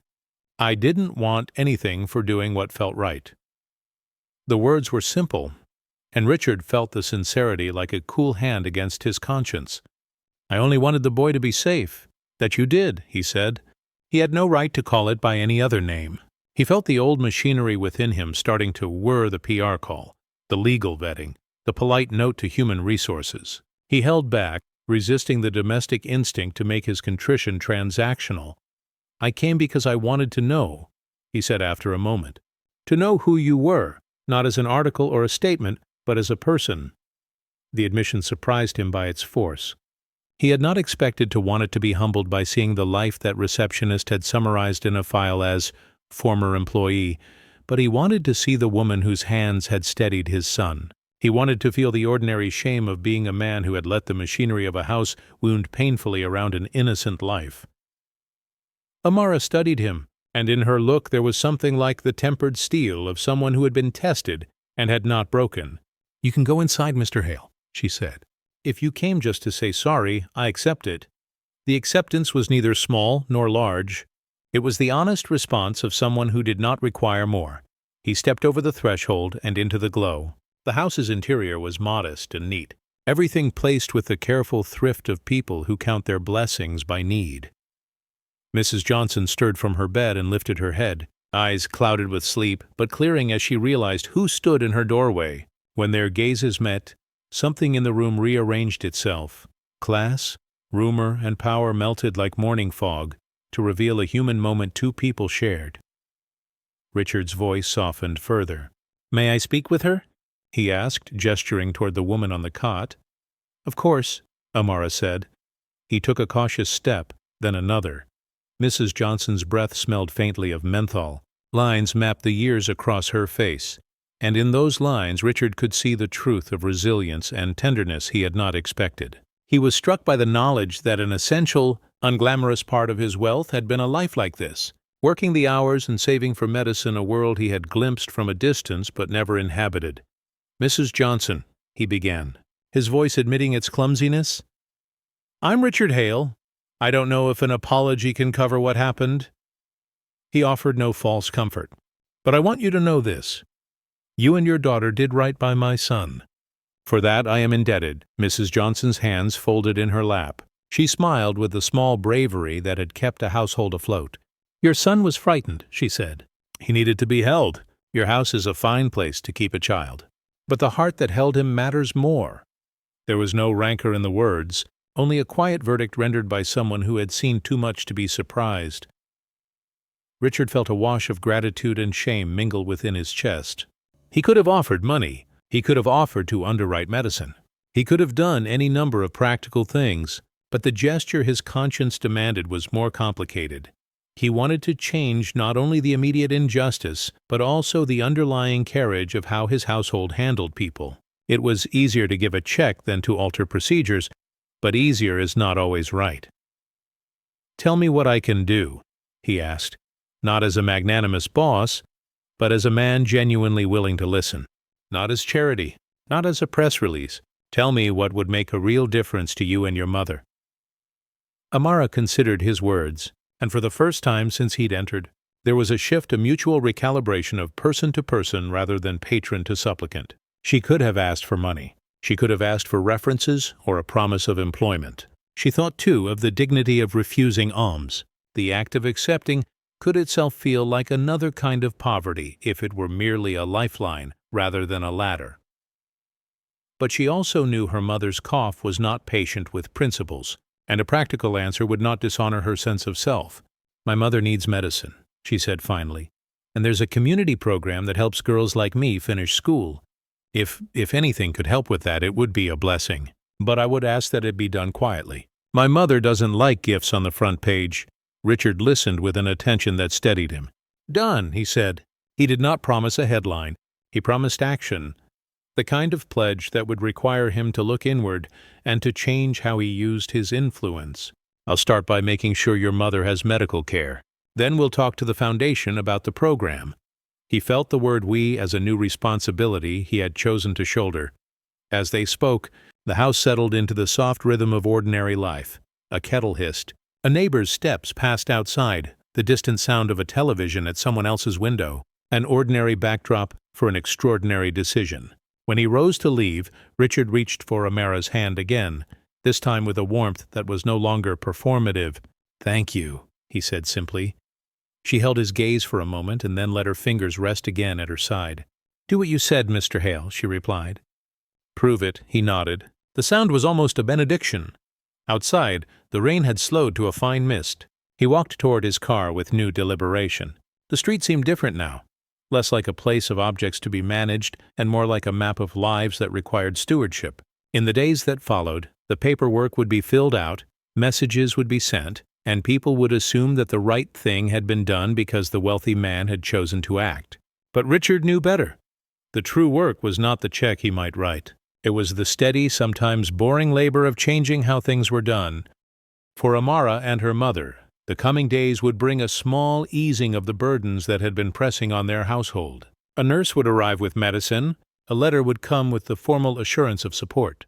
Yet she would continue to wake before dawn and fold blankets with the same care because dignity, once learned, persists. The world, however, would continue to taste of headline hunger, and there would be people who reduced their act of mercy to a story pattern. But for the handful of hours when the two lives crossed, what mattered was not the shorthand, but the human exchange made in the ordinary light of a narrow house. A billionaire who knocked on a poor girl's door and a girl who accepted his apology with the quiet dignity that only made his apology mean more. She would not tell the city everything, nor did she wish to be used as an emblem. She would, however, keep a small card. Mr. Hale had given her a note with his private number and a promise disguised as a commitment. Sometimes, in a life stiff with labor, a small piece of paper can become a rope. And when later, strangers would ask for the narrative that fit their neatly ordered world, the truth might be softened to fit. But for a night and a morning, and perhaps for enough days to keep a cough from becoming ruin, The truth had done its quiet work. A poor black girl helped a lost boy. And hours later, his billionaire dad knocked on her door, and in that knock, the change began. When morning came, it did not arrive like a proclamation, but as a series of small, polite gestures, threads of sunlight that threaded through the curtains, a distant clatter of vendors setting up their carts, the soft cadence of the city clearing its throat. Amara woke with the memory of the night like a pressed flower, between pages the boy's breath beside her, the polite, stunned faces, Richard Hale's hand extended, and the card he had given her tucked now within the fold of her skirt. She felt an odd mixture of relief and a tremor of anxiety, as if the morning held questions she could not yet answer. Her mother slept on, a thin rise and fall of the chest, the cough eased for now by medicine and the small miracle of someone's attention. Amara, careful as always, moved through the small rituals of dawn, lighting the kettle, sweeping the floor, folding the blanket with exacting hands. These acts were performative and faithful. She found comfort in their ordinariness. They reminded her that the world still had work that needed steady hands, that the day's headlines could not wash away the demands of dinner, nor the small heat of a radiator gone cold. Outside, the neighborhood wore its familiar face. Women hung laundry, children chased one another with shrieks that smelled of sugar and mischief, shopkeepers put out their wares. But in the corners where the news trickled through, there were persons who stopped to look at the small card she now held. The paper glowed like a small, improbable token. It contained a number and a name, and, under the name, a written promise not of spectacle, but of change. It was the kind of paper that could be used as tinder or like a rope. One could easily burn it in indignation or use it to climb. She stepped outside for air and found Mrs. Peters from next door, watering geraniums. The older woman looked up, eyes shifting to the card at Amara's hip. "You got yourself something nice, dear?" she asked, voice thin with curiosity. "Just a card?" Amara answered mildly, careful not to invite pity or gossip. "A number to call if we need help." Mrs. Peters glanced at the narrow house across the way. "Well now, that's something else. The Hales, mind." She made the name a small bell. More rumor than respect. "Good for you, child." Amara gave a small smile and moved on. There was no triumph in her step, only the steady forward motion of someone whose life was stitched to modest aims. She did not know that the card would quietly alter more days than one. It was a hinge small but effective that would open some doors and, for the cautious, close others. It would shield her from immediate ruin and yet not protect her from the sudden eyes of strangers who liked tidy stories. A poor black girl helped a lost boy hours later. His billionaire dad knocked on her door. The sentence pleased the city, but the recognition she would receive that day felt more complicated and intimate than any headline. At mid-morning a knock came, polite and measured. The sound startled her less these days. She wiped her hands on her apron and opened the door to find Mrs. D'Angelo, the same housekeeper who had once delivered the news that had emptied Amara's pockets of one job and filled them with a small, tough dignity. The woman's eyes were softer than they had been in the mansion's corridors. Age had lent them careworn sympathy. "Miss Johnson," Mrs. D'Angelo said in the same exacting tone she always used. "Mr. Hale asked me to bring this." She extended a small parcel wrapped in plain paper and folded inside a handwritten card. "He said it should come quietly. No fuss." Amara's fingers trembled as she received it. The parcel was simple: a small envelope of money to help with immediate expenses, and a note that read, "For medicine with respect, R.H." There was also a second line: "There will be someone from the foundation to visit." A spare warmth moved through her chest as though a window had been opened after a long winter. "Please tell him thank you," she said, voice steady. "And tell him I accept his apology." Saying the words aloud made them real, less the story of paper and more a small pact between people. Mrs. D'Angelo nodded once. "He wanted discreetness," she said. "Said some things needed to be done without fanfare." The housekeeper's mouth softened. "You did right, child. Don't let anyone tell you otherwise." After she left, Amara sat at the small table, stroking the paper as if it were animal fur, wondering at the strange geometry of gratitude. She thought of headlines but pushed them away. The news would find its shape without her help. What mattered now was medicine for her mother and the quiet coming of someone from a foundation that might ease the burden of school fees and keep a small lamp of hope lit. As she prepared to brew tea, another knock sounded, this one more cautious, almost shy. She opened to find a young woman in smart, unobtrusive clothes, carrying a leather folder and a badge clipped to her coat. She introduced herself as Lena Ortiz, a representative from the Hale Foundation. The woman's face was kind and professional, the kind that had learned to offer both sympathy and forms. "I'm here on Mr. Hale's request," Lena said. "He asked me to see if there are ways we can help. He insisted it should be done quietly, Miss Johnson." Her voice was measured, and yet underneath it lay a gentle urgency, the sort of energy that tries to turn guilt into action. Amara led her inside. Mrs. Johnson sat up as the conversation began, curiosity climbing the worn slope of her face. Lena listened to the small story in the quiet of a room that knew the exact angles of privation. She took notes methodically, her pen translating needs into boxes and potential funding lines. She spoke of school grants, of covering medication costs, and a stipend for a small period while Amara pursued finishing school. Each idea landed like careful, practical kindness. It was the kind of help with a measured edge of dignity. Not a spectacle, not charity that humiliated, but a structural hand that could shift daily life. "Mr. Hale asked for discretion," Lena repeated. "He said he wanted real help, not headlines." She smiled a private smile at that.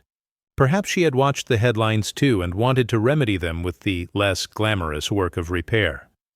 Amara accepted the proposals without elaborate gratitude, pragmatic as she was. "If the medicine comes and the school help helps, that will be more than I hoped," she said simply. Her voice did not swell. It reserved itself like a well that knew how to give without draining. Lena closed her folder and offered a card with a direct line. "Call me if anything changes," she said. "It'll be done," Amara replied. "Thank you." The exchange felt both surreal and reassuring, that a billionaire's resources might be pressed into the modest business of keeping a mother alive and a girl in school. Word spread in the small, patient ways that neighborhoods have. Mrs. Peters stopped to bring over a pot of cooked beans. A child from next door left a drawing of a small girl and a big man labeled "Thank you" in clumsy letters. People nodded as she passed, their faces a mixture of pity, respect, or curiosity. Recognition, she discovered, was a currency more complicated than cash. Sometimes it bought protection, sometimes it purchased a reputation, and sometimes it called for more work than an ordinary life could afford. By afternoon, someone from the newspaper the Evening Ledger had found her. The reporter introduced himself with the practiced easy charm of someone who bent conversations into columns. He wanted a quote. A photo, the sort of small thing that would translate human consolation into a paragraph or two for readers who consumed the world like a menu. "I don't do interviews," Amara said. "Steady as ever. Just align your reaction," he pressed, pencil poised. "How does it feel to be recognized?" His tone was solicitous in a way that made the truth look like a commodity. She considered refusing, then thought of her mother sleeping on a cot whose mattress dipped like a well. She thought, too, of the card and the nurse coming with medicines and the foundation representative's folder full of actionable plans. Sometimes a small public acceptance could seal private help. Sometimes speaking made administrative wheels turn faster. She cleared her throat. "It feels like relief," she said finally, measured. "Relief that my mother has care and that we might keep the lights on. Mostly it feels like a chance." The words were plain, the sort the city would later clip and print beside a photograph of a doorway. The reporter's eyes lit with the small animal hunger of someone who would spin it into a neat sentence. "And how does it feel to be thrust into the public eye?" he began. Amara's smile was small, not played. "I didn't seek it," she replied. "I only helped a lost child." "The rest is for others to make of it." Across the day, the recognition cemented itself in curious ways. Some neighbors began to ask favors in small, private tones. Could she recommend someone for babysitting? Could she watch a parcel? Could she share a recipe? Others kept a distance, as if caution were now a sensible armor. For Amara, who had always had to navigate the world with a map of thrift and care, it felt peculiar to be noticed. She had been visible enough to be accused and visible enough to be praised, but recognition was not the same as understanding. That evening, as she sat by the window threading a needle, Mrs. Johnson reached over and laid her hand on Amara's. "You did right," she said simply, "and now the world knows enough to help." Amara pressed her palm to her mother's, the movement quiet but full. "It doesn't change who we are," she answered. It just gives us room to breathe. Outside, the city hummed. Somewhere, a headline was being written that would make the story tidy, smoothing its jagged edges for a reader who wanted a lesson with their morning coffee. But beneath the headline, beneath the tidy, clickable line that read, "A poor black girl helped a lost boy. Hours later, his billionaire dad knocked on her door. The day had given Amara more practical gifts. A nurse's card, a foundation representative's promise, and the slow, strange truce that comes when kindness meets recognition and the two parties agree to keep the dignity intact. The recognition was not the end of anything. Rather, it was a beginning with small, responsible acts attached. Amara understood that favors might arrive tied to expectations and that people who gave could also retrench, but she chose to receive what she needed with the same resolve that had always guided her, quietly, with gratitude, and with the knowledge that tomorrow, as always, would have its own chores. As dusk lowered over the street, she folded the card from Mr. Hale and placed it beneath a jar on the table where she kept spare buttons and threads. It was not treasure in the way the world counted treasure, but it was a rope by which she could climb a measured hope. She closed the shutters and lit the lamp, and for the first time in many nights the light seemed less like a borrowed thing and more like a small, earned certainty. The card from Mr. Hale rested beneath a jar of buttons like a promise folded into ordinary things. The days after his visit wore the texture of a life being carefully mended. A nurse made the rounds with a polite smile, pills were dispensed with stamps of medical order, and a punctual woman from the Hale Foundation wrote down names and dates with the steady economy of someone who turned compassion into calendars. Amara moved through these small mercies with the quiet competence that was the habit of her life. She kept her head low in public, smiled when required, and allowed hope to lift only when she could ground it again. Still, the world is rarely content to let gentle measures remain quiet. The curiosity that had brought recognition was not satisfied. It wanted shape. It needed narrative, and narratives prefer sharp edges.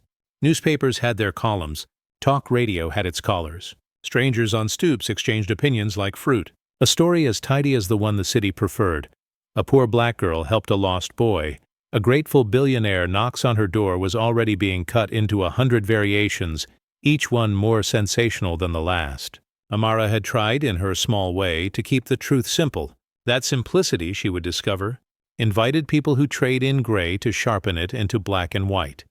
It began with the first knock later in the afternoon, when shadows were long and the light smelled of rain yet to come. She had been sewing a hem, the needle moving in a small, steady rhythm, when the sound at the door came, 3 measured raps that made the teacup on the table vibrate with a little tremor.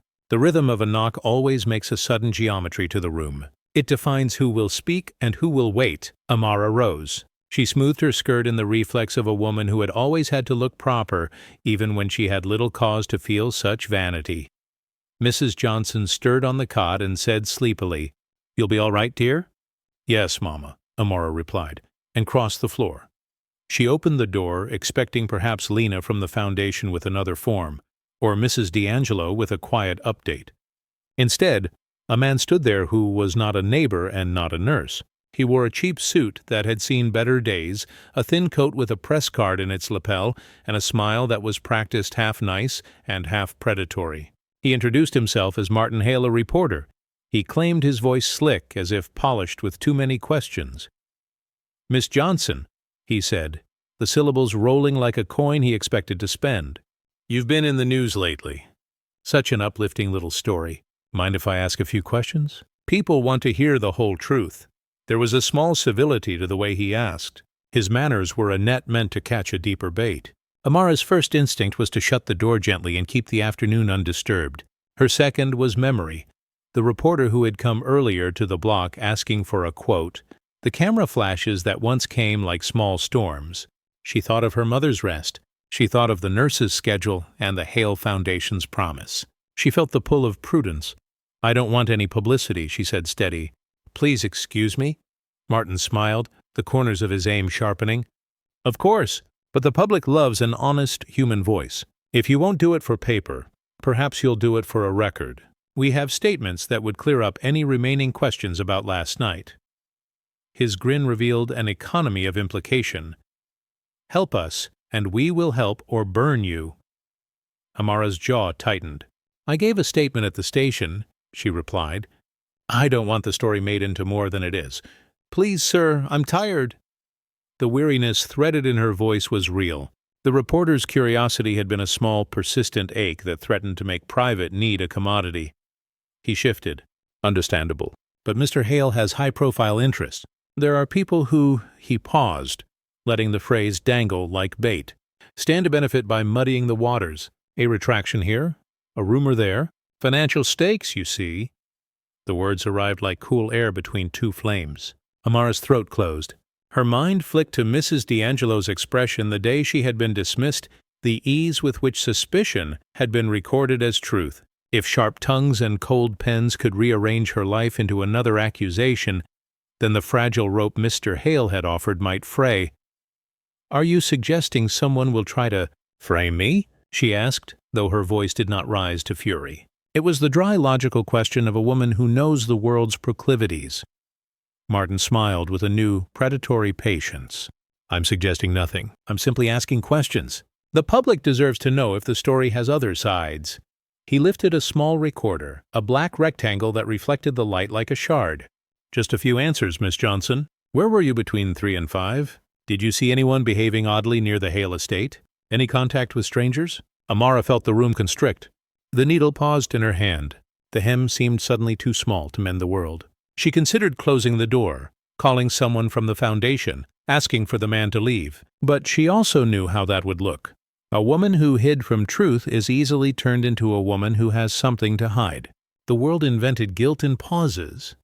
She let the door remain open a sliver, keeping the light between them.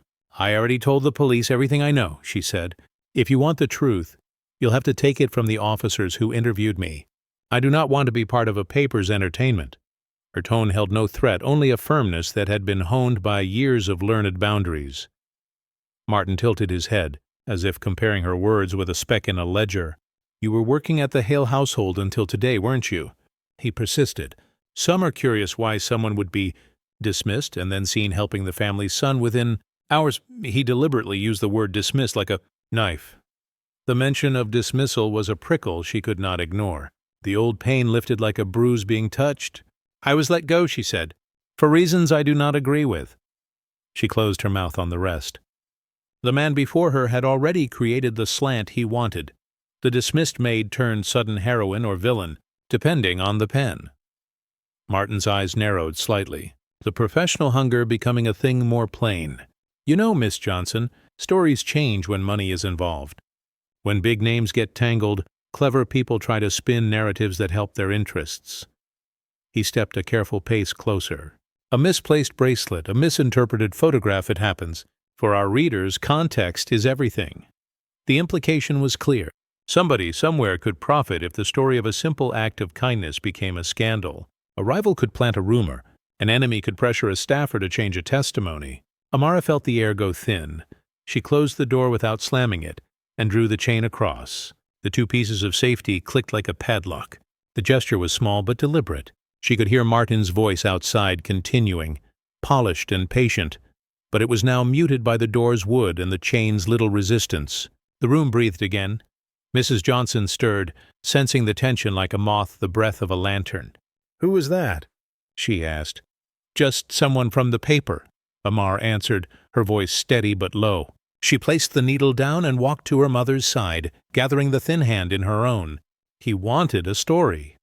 Mrs. Johnson's eyes, always sharp when she needed them to be, regarded her daughter with a tired, fierce pride. "Don't let them take your quiet," she said. "Let them chase their noise." Amara sat with her mother for a long while. She thought of the card from Mr. Hale, the nurse's punctilious visits, and the foundation's discreet offers. Each of those small things had required some exposure of private need to become aid. Each also invited someone else to turn mercy into spectacle. The city wanted a tidy script, and where there was no tidy script, someone would create one.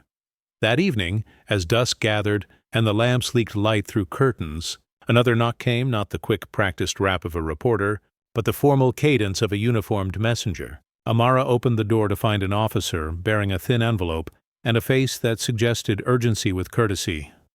"Miss Johnson," he said, handing it to her with gloved fingers, "this is an official notice. It's from Mr. Hale's legal office. You'll want to read it." He waited politely until she took it, then tipped his head and left as though he had delivered a parcel of state. Her hands trembled slightly as she opened the paper. It was not a summons, she discovered. It did not require an appearance in any courtroom at that moment. But the words inside were careful and cold and folded like a blade. The letter explained that Mr. Hale's counsel needed to formally record Amara's actions as part of an internal investigation into the bracelet incident. They requested another statement and noted that certain details would be reviewed as part of company protocol. It ended with an invitation to meet at a legal office uptown. An invitation. That was polite, but unmistakably serious, Amara's. Thoughts unspooled into a tight braid of concern. The papers were not a threat on their face. Often they were routine. But routine has teeth if wielded without care. A formal review could mean more questions, more scrutiny, and more opportunities for someone with power to shape the outcome. She folded the letter and slipped it into her apron pocket. Her mother watched her with an expression that said the two things that mattered, love and strategy. "What will you do?" she asked. Amara looked at the ceiling, as if the rafters held counsel. She thought of the foundation representative's card, of Lena Ortiz's direct number, of the small rope Mr. Hale had given her. Perhaps this letter was a step in the direction of help, or perhaps it was a rerouting toward a spectacle. She answered finally with the same calm resolve that had guided her steps through rain. "I'll go," she said. "I'll tell the truth again."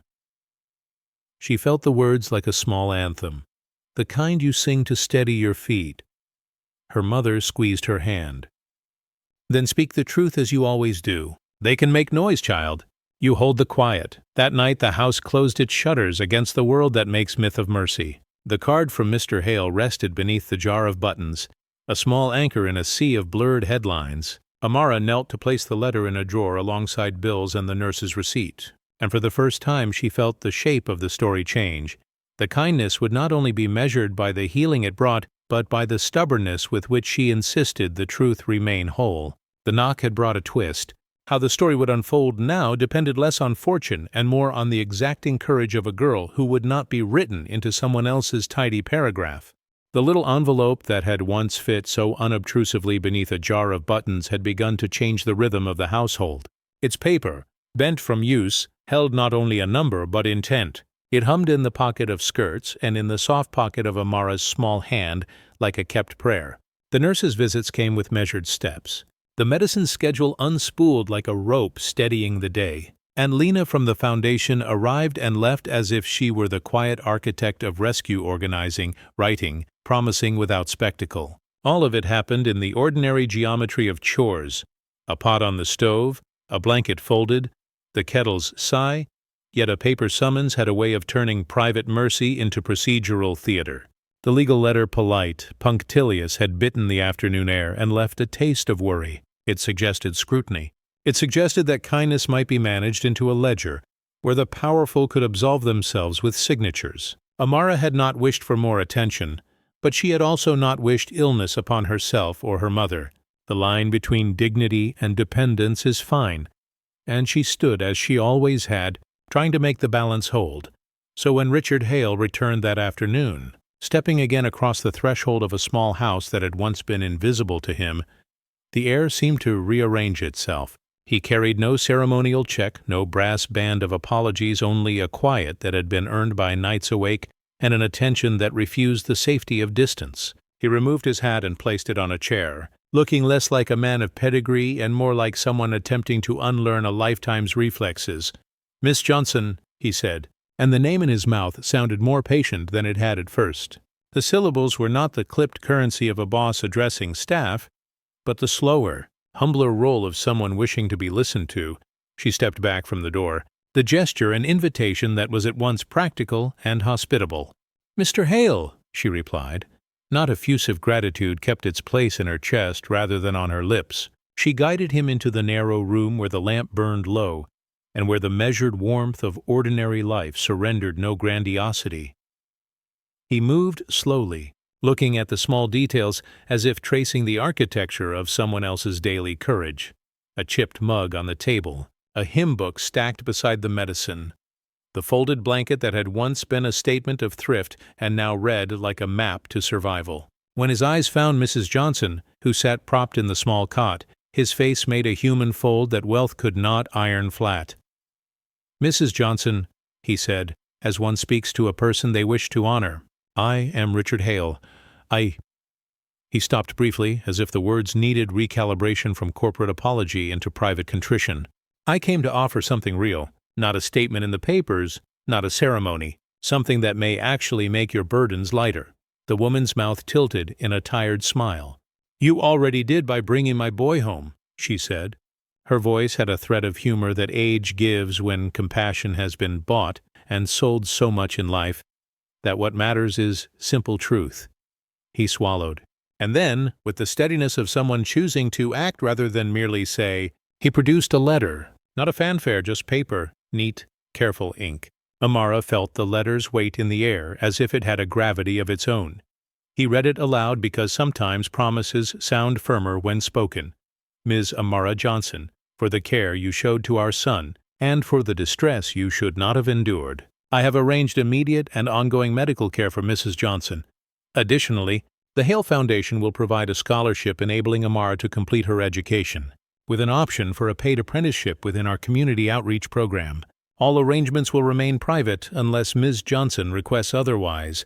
I will personally oversee an internal review to ensure her name is cleared formally. Respectfully, R.H. The words were plain and exact. They smelled faintly of office paper and something more intimate, the promise of steady, practical help. In their simplicity, they carried a kind of mercy that could be turned quickly to spectacle, but here it was offered with restraint. The sentence, "will remain private unless Ms. Johnson requests otherwise," made her feel, for the first time, that the men who issued aid had understood the difference between being seen and being exposed. Amara read the letter again with a steadiness she had learned by doing small, hard things over and over. The impulse to refuse rose inside her like a reflex against being bracketed as a subject of pity. Pride is not always pride. Sometimes it is a shield against being turned into a moral lesson someone else can wave to feel better. Yet her mother's cough answered for her. It had no patience for moral stands. It needed medicine that arrived today, not an argument about principle. "Why such a private approach?" she asked softly, because the reasons a man gave could reveal whether the promise was more than performance. Richard's eyes were honest then in a way that surprised him. "Because apologies meant to console the press are useless. I wanted this to be a correction, not a press stunt. I want to change policies, not headlines. If I were braver earlier, perhaps you would never have been accused. I'd like to begin to repair that." She held his gaze and saw, briefly, a man who had started to understand that wealth without humility risks becoming cruelty wrapped in convenience. "If this is to be done," she said slowly, "do it quietly. My mother does not want her illness to be a spectacle." The request was a boundary wrapped in a plea. "It will be so," he promised. "And I will ensure the investigation clears your name. I am asking Lena to coordinate the details with you, but I ask that it be done on your terms." He placed a small card in her palm, a direct line to his office, an unusual intimacy in the architecture of distance that usually kept him safe. She did not step into gratitude like a woman accepting charity. Instead, she studied the practical instruments he placed before her. A nurse's schedule, a formal letter of intent from the foundation, and a short statement. He signed himself, affirming his personal commitment to right a wrong. The offer was composed of work as much as resources, practical measures that could be enacted, recorded, and measured. "You are offering choice," she said, seeing clearly the scaffolding he proposed. "That is more useful than a single check." The words tasted like necessity. Choice, she had learned, is the beginning of dignity. He nodded. Yes. His acknowledgement was small, but it carried weight. He continued, quieter, "If you prefer not to be involved with the Foundation's program, we can make sure the medical care is available without obligations. If you wish to pursue schooling, Lena will find ways that do not compromise your privacy. The last thing I want is to make you a symbol." There was something in this insistence, not a demand, but a deliberate removal of spectacle. She felt an easing she had not expected to permit. The nurse's rough hands and Lena's tidy folder had already assuaged immediate needs. What Richard now offered was a map back to possibility. She paused for a long moment, feeling the afternoon's light truss through the room and gather at the table. Inside, the kettle breathed. Outside, children's shouts floated in the distance. The ordinary world went on with a generosity that had nothing to do with wealth. It made tea, folded clothes, held small hands through days that required hands to be kept steady. All at once, Amara thought of the years she had spent doing invisible labor, the neatness with which the world took from those at the margins, and how, for the first time, somebody at the center had reached across the divide and asked to change the structure of his house, rather than toss alms across it. She placed her palm over the letter, not as an acceptance of surrender, but as a signature written in silence. "Thank you," she said at last. Her voice was resolute. "We will accept the care, and the scholarship, if it is real and respects our privacy, we will consider it." She had not promised whether she would join the apprenticeship, only that she would keep it as a real option. That, in itself, was an act of autonomy. Then, because words help to close small circuits between people, Richard spoke plainly. "If you need me, truly need me, call this number. No press, no middleman." He extended his hand, not as a patron offering pity, but as a man offering an instrument of accountability. She took his hand. It was firm and warm, and for once unadorned by the legerdemain of status. When their palms met, something settled between them. A compact not of ownership, but of mutual obligation. It would not erase the indignity of the earlier accusation, but it might prevent its recurrence.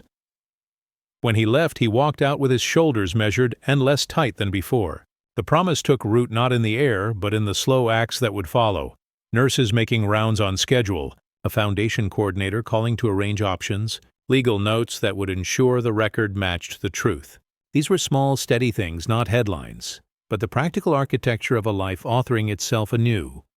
That evening, as the lamp at the table hummed and the city cooled, Amara folded the documents and placed them beside the jar of buttons. She touched the card at last, and with a modest, private ritual, tucked it beneath the leaflet for the nurse's next visit. It was a rope of paper in the pocket of a life that had always had to climb. She would take it when needed, but not allow it to change her shape.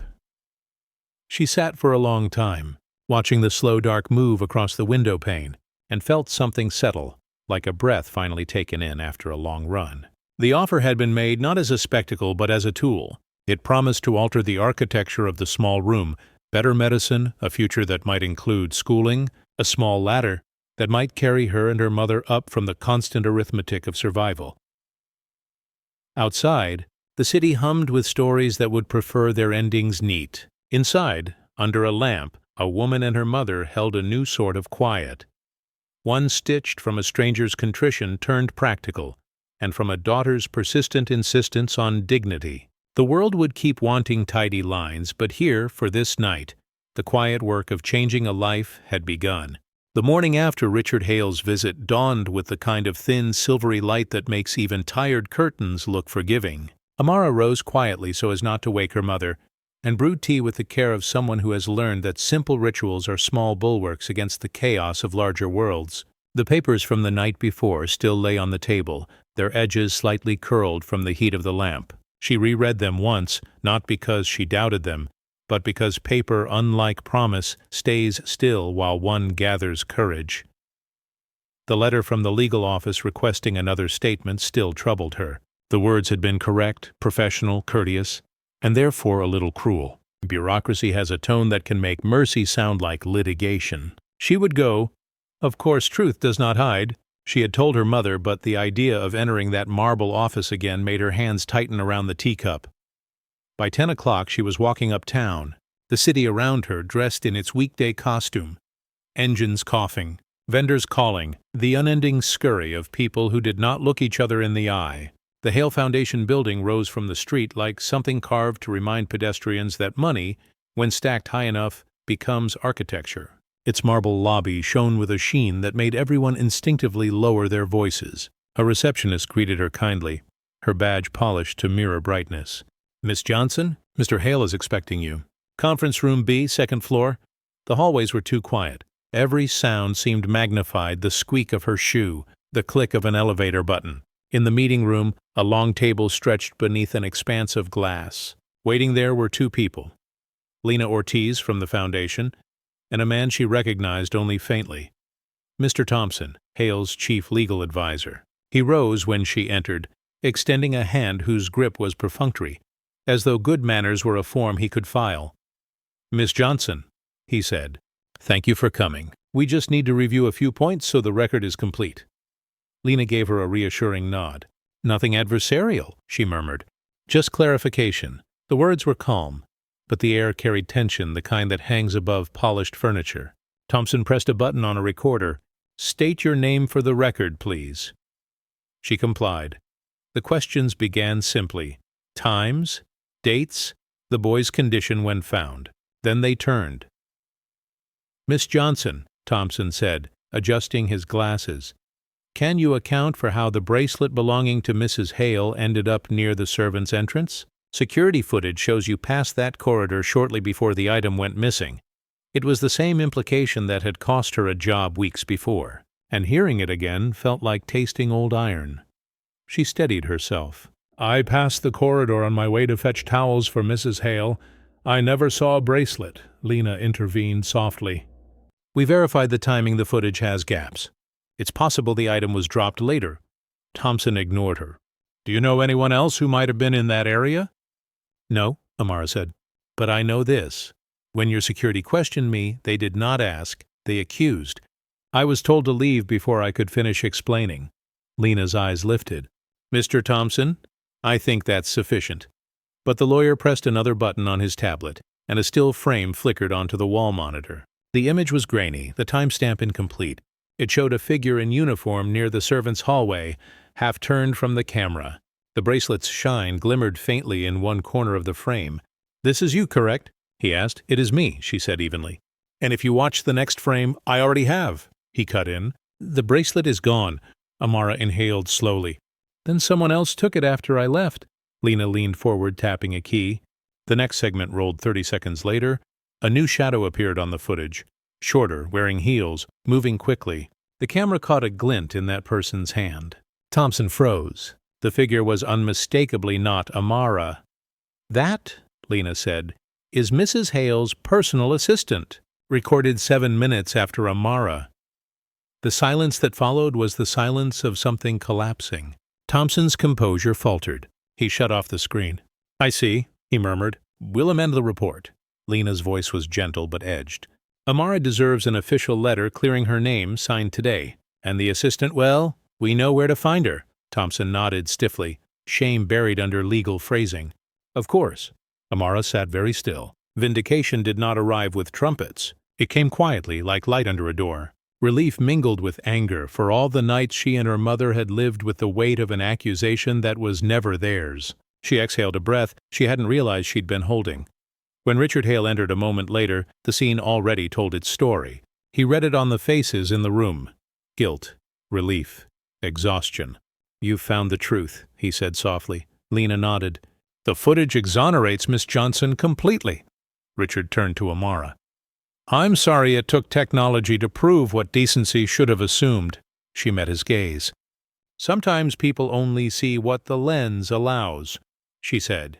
He accepted the rebuke with humility. "The assistant will be dealt with, and your record cleared publicly and internally. If you wish, I'll issue a statement, but only with your consent." Amara thought for a moment. "Let the record show the truth, but let the statement speak of fairness, not my name." He smiled faintly. "You choose grace even in victory." "Grace isn't the point," she said. "Peace is." The paperwork moved quickly after that. Lena drafted the letter of exoneration. Richard signed it himself. The recorder clicked off. The room seemed to breathe again. As they walked toward the elevator, Lena whispered, "You handled that beautifully. You didn't let anger cheapen the truth." Amara managed a small smile. "Anger built my backbone. Calm just carries it." Downstairs the city awaited as it always did, indifferent, busy, unaware that in one room above it a quiet injustice had been undone. She stepped out into the daylight with the document folded carefully in her purse. The air smelled of rain's approach, a fitting scent for cleansing. When she reached home, her mother was sitting up, mending a pillowcase. "How did it go?" she asked. Amara placed the letter in her hands. "We're cleared," she said simply. Mrs. Johnson's eyes filled with slow tears. "About time the world saw straight." Amara nodded, but her expression was thoughtful rather than triumphant. "Truth always shows itself," she murmured. "It just takes longer when people look down on where it hides." That evening, she lit the small lamp again and sat by the window. Outside, children chased the last orange of sunset. Somewhere a radio hummed an old hymn. The exoneration letter lay beside the scholarship offer and the nurse's schedule. It was not wealth, but it was clean air, and clean air, she thought, was its own inheritance. Morning came the way forgiveness sometimes does quietly, without trumpets, but with a light you cannot mistake. In the narrow room where the lamp had burned through so many uncertain nights, Amara folded the exoneration letter once more, flat as a pressed leaf, and slid it into the same drawer where survival had kept its papers. Rent receipts, nurses' schedules, the Hale Foundation's letter of intent. Her mother slept with an ease Amara had not seen in months, breath measured, face soft, the cough now an occasional visitor instead of a tyrant. It felt as if the house itself had learned how to rest. The city, that great machine of errands and appetite, had already churned through the headlines. Assistant admits error. Former maid cleared. Quiet hero won't give interview. Hale Foundation funds community apprenticeships. Each headline told a piece of the truth, and none of it entirely. The part that mattered most did not make good copy. It was smaller and steadier. The way shame, when owned, becomes repair. The way dignity, when guarded, becomes a lamp for other hands. A card arrived in the afternoon heavy stock. Clean type. A gathering this evening. Community Hall, 7th Street. Gratitude, accountability, and a beginning. R.H. Beneath it, a handwritten line. Please come only if you wish. Nothing will be said you do not approve. The script was formal, but the humility was plain. Amara considered the card under the window's watery light. She disliked stages. Her life had taught her to act in doorways and kitchens, not from behind a lectern. But she thought of her mother, of the girls on their street who had begun to ask her about school and work, and how a future might be reached without shame. She thought of Ethan, a boy who had called neon reflections stars, and how his small trust had set so much in motion. Some stories do not end in one home. They return to the public square to make room for other lives. She turned the card over once, and then she dressed as if for Sunday church. Clean skirt, mended blouse, locket polished with the edge of a handkerchief. When she lifted her mother's shawl onto thin shoulders, Mrs. Johnson gripped her hand with affectionate authority. "Stand straight, child," she said. "If they thank you, receive it. If they ask you to speak, tell them the truth. Kindness is not a headline. It's a habit."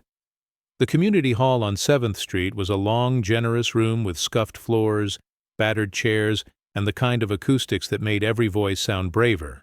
Folding tables bore paper cups and simple cookies. Overhead, a string of lights made the space look festive, but not rich. In the front row sat neighbors, nurses, foundation staff, and a scattering of journalists who looked sheepish without their flashbulbs. Children wove between adult legs, soft-eared rabbits tucked under arms. On the side wall, a modest banner, "Apology. Thanks. A beginning." Richard Hale stood near the stage, not elevated but waiting like any man about to say what should have been said sooner. The expensive severity had left his face. Now he carried the attentive wear of a person who had decided to spend his wealth differently. When he saw Amara and her mother enter, he stepped down from the low platform, through the row of chairs, and came to meet them at the door. No one announced it. No cameras rose. He simply held out his hand. "Miss Johnson," he said, and then, because language has its straight lines, "Amara." He nodded to her mother. "Mrs. Johnson." His voice carried just enough for the room to fall into a hush. He did not lead them forward. He matched their pace and walked beside them up the aisle, past the neighbors, past the foundation staff, until the three of them stood beneath the string of lights. He spoke without script. "We're here because my son got lost and was found by someone who did not owe him anything except what goodness always owes, even when the world does not repay it." A murmur moved through the chairs. He continued, eyes on the room, voice simple. "We are also here because my house under my authority moved too quickly to accuse and too slowly to listen. That is an old habit among the comfortable. It will not be my habit anymore." He paused, and there in the pause the air changed. You could hear what it sounds like when a man lays down armor. "The assistant's actions have been addressed. Policies have been changed. Records corrected. but apologies without repair are a lie. He turned to Amara.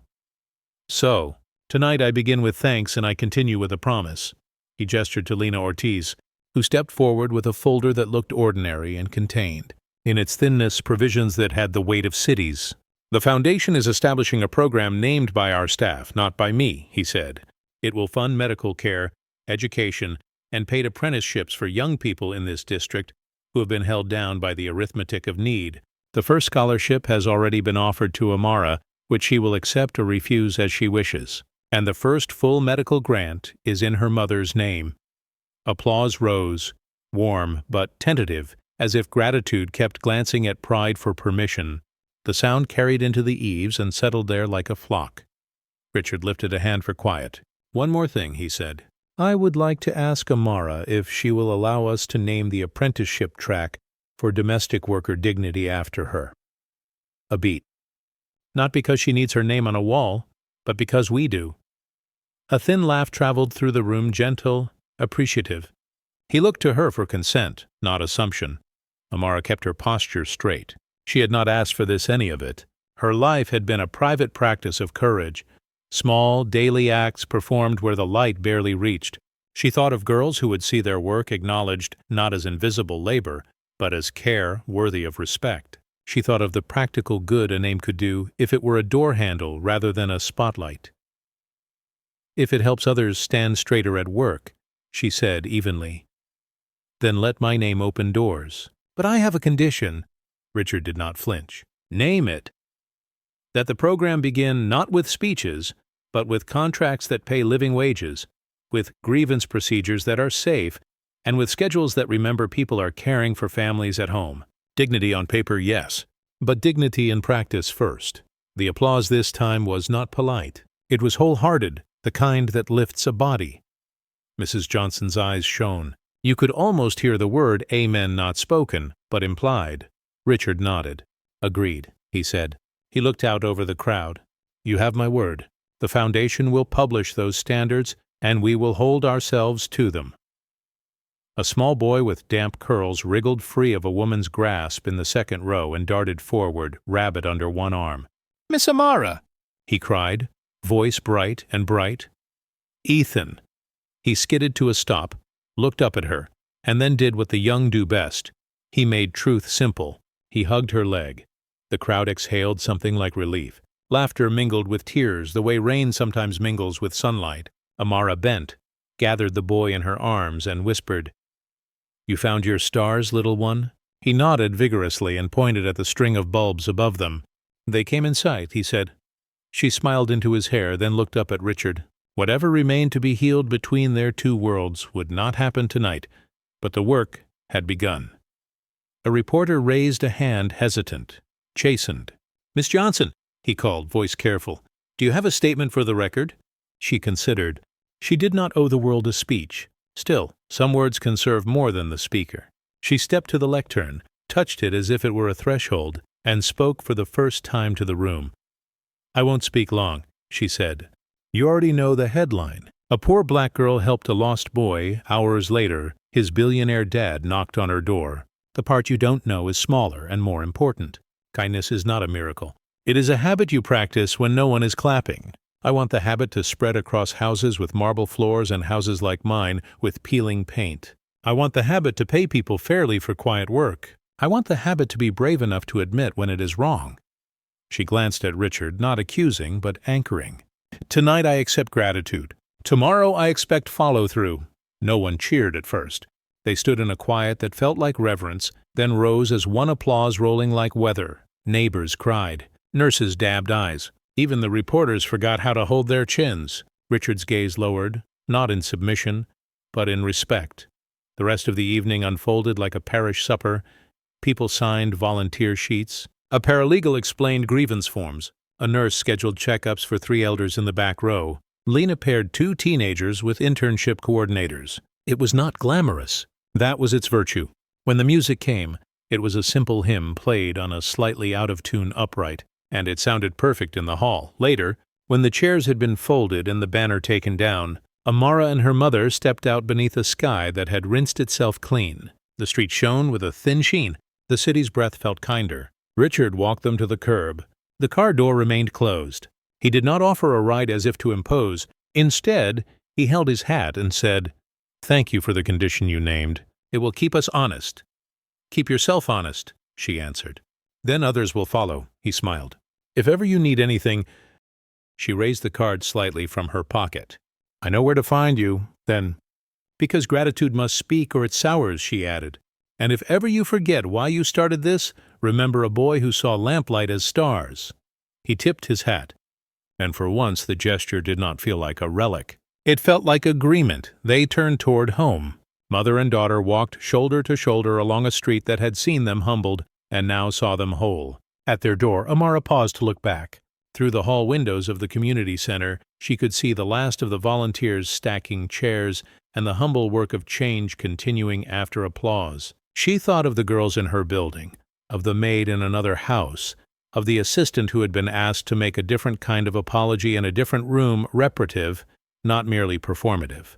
She thought of the program that would bear her name not as a monument, but as a set of promises, wages, schedules, the recourse. Inside the narrow home, she set the locket gently on the table, lit the lamp, and smoothed the papers into a neat stack. The exoneration letter at the top, the scholarship offer beneath, the nurse's schedule tucked beside a small note in her mother's hand. Keep courage. The lamplight flickered, then steadied, catching the silver chain in a thin, grateful blaze. Amara exhaled. Some endings are not gates. They are doors left unlocked. You pass through them and discover the room is larger than you expected. She ran her fingers along the table's worn edge, felt the grain of wood, the history of meals and mending and prayers, and smiled. "Come, Mama," she said softly. "Let's sleep." Outside the city kept its moonlit watch.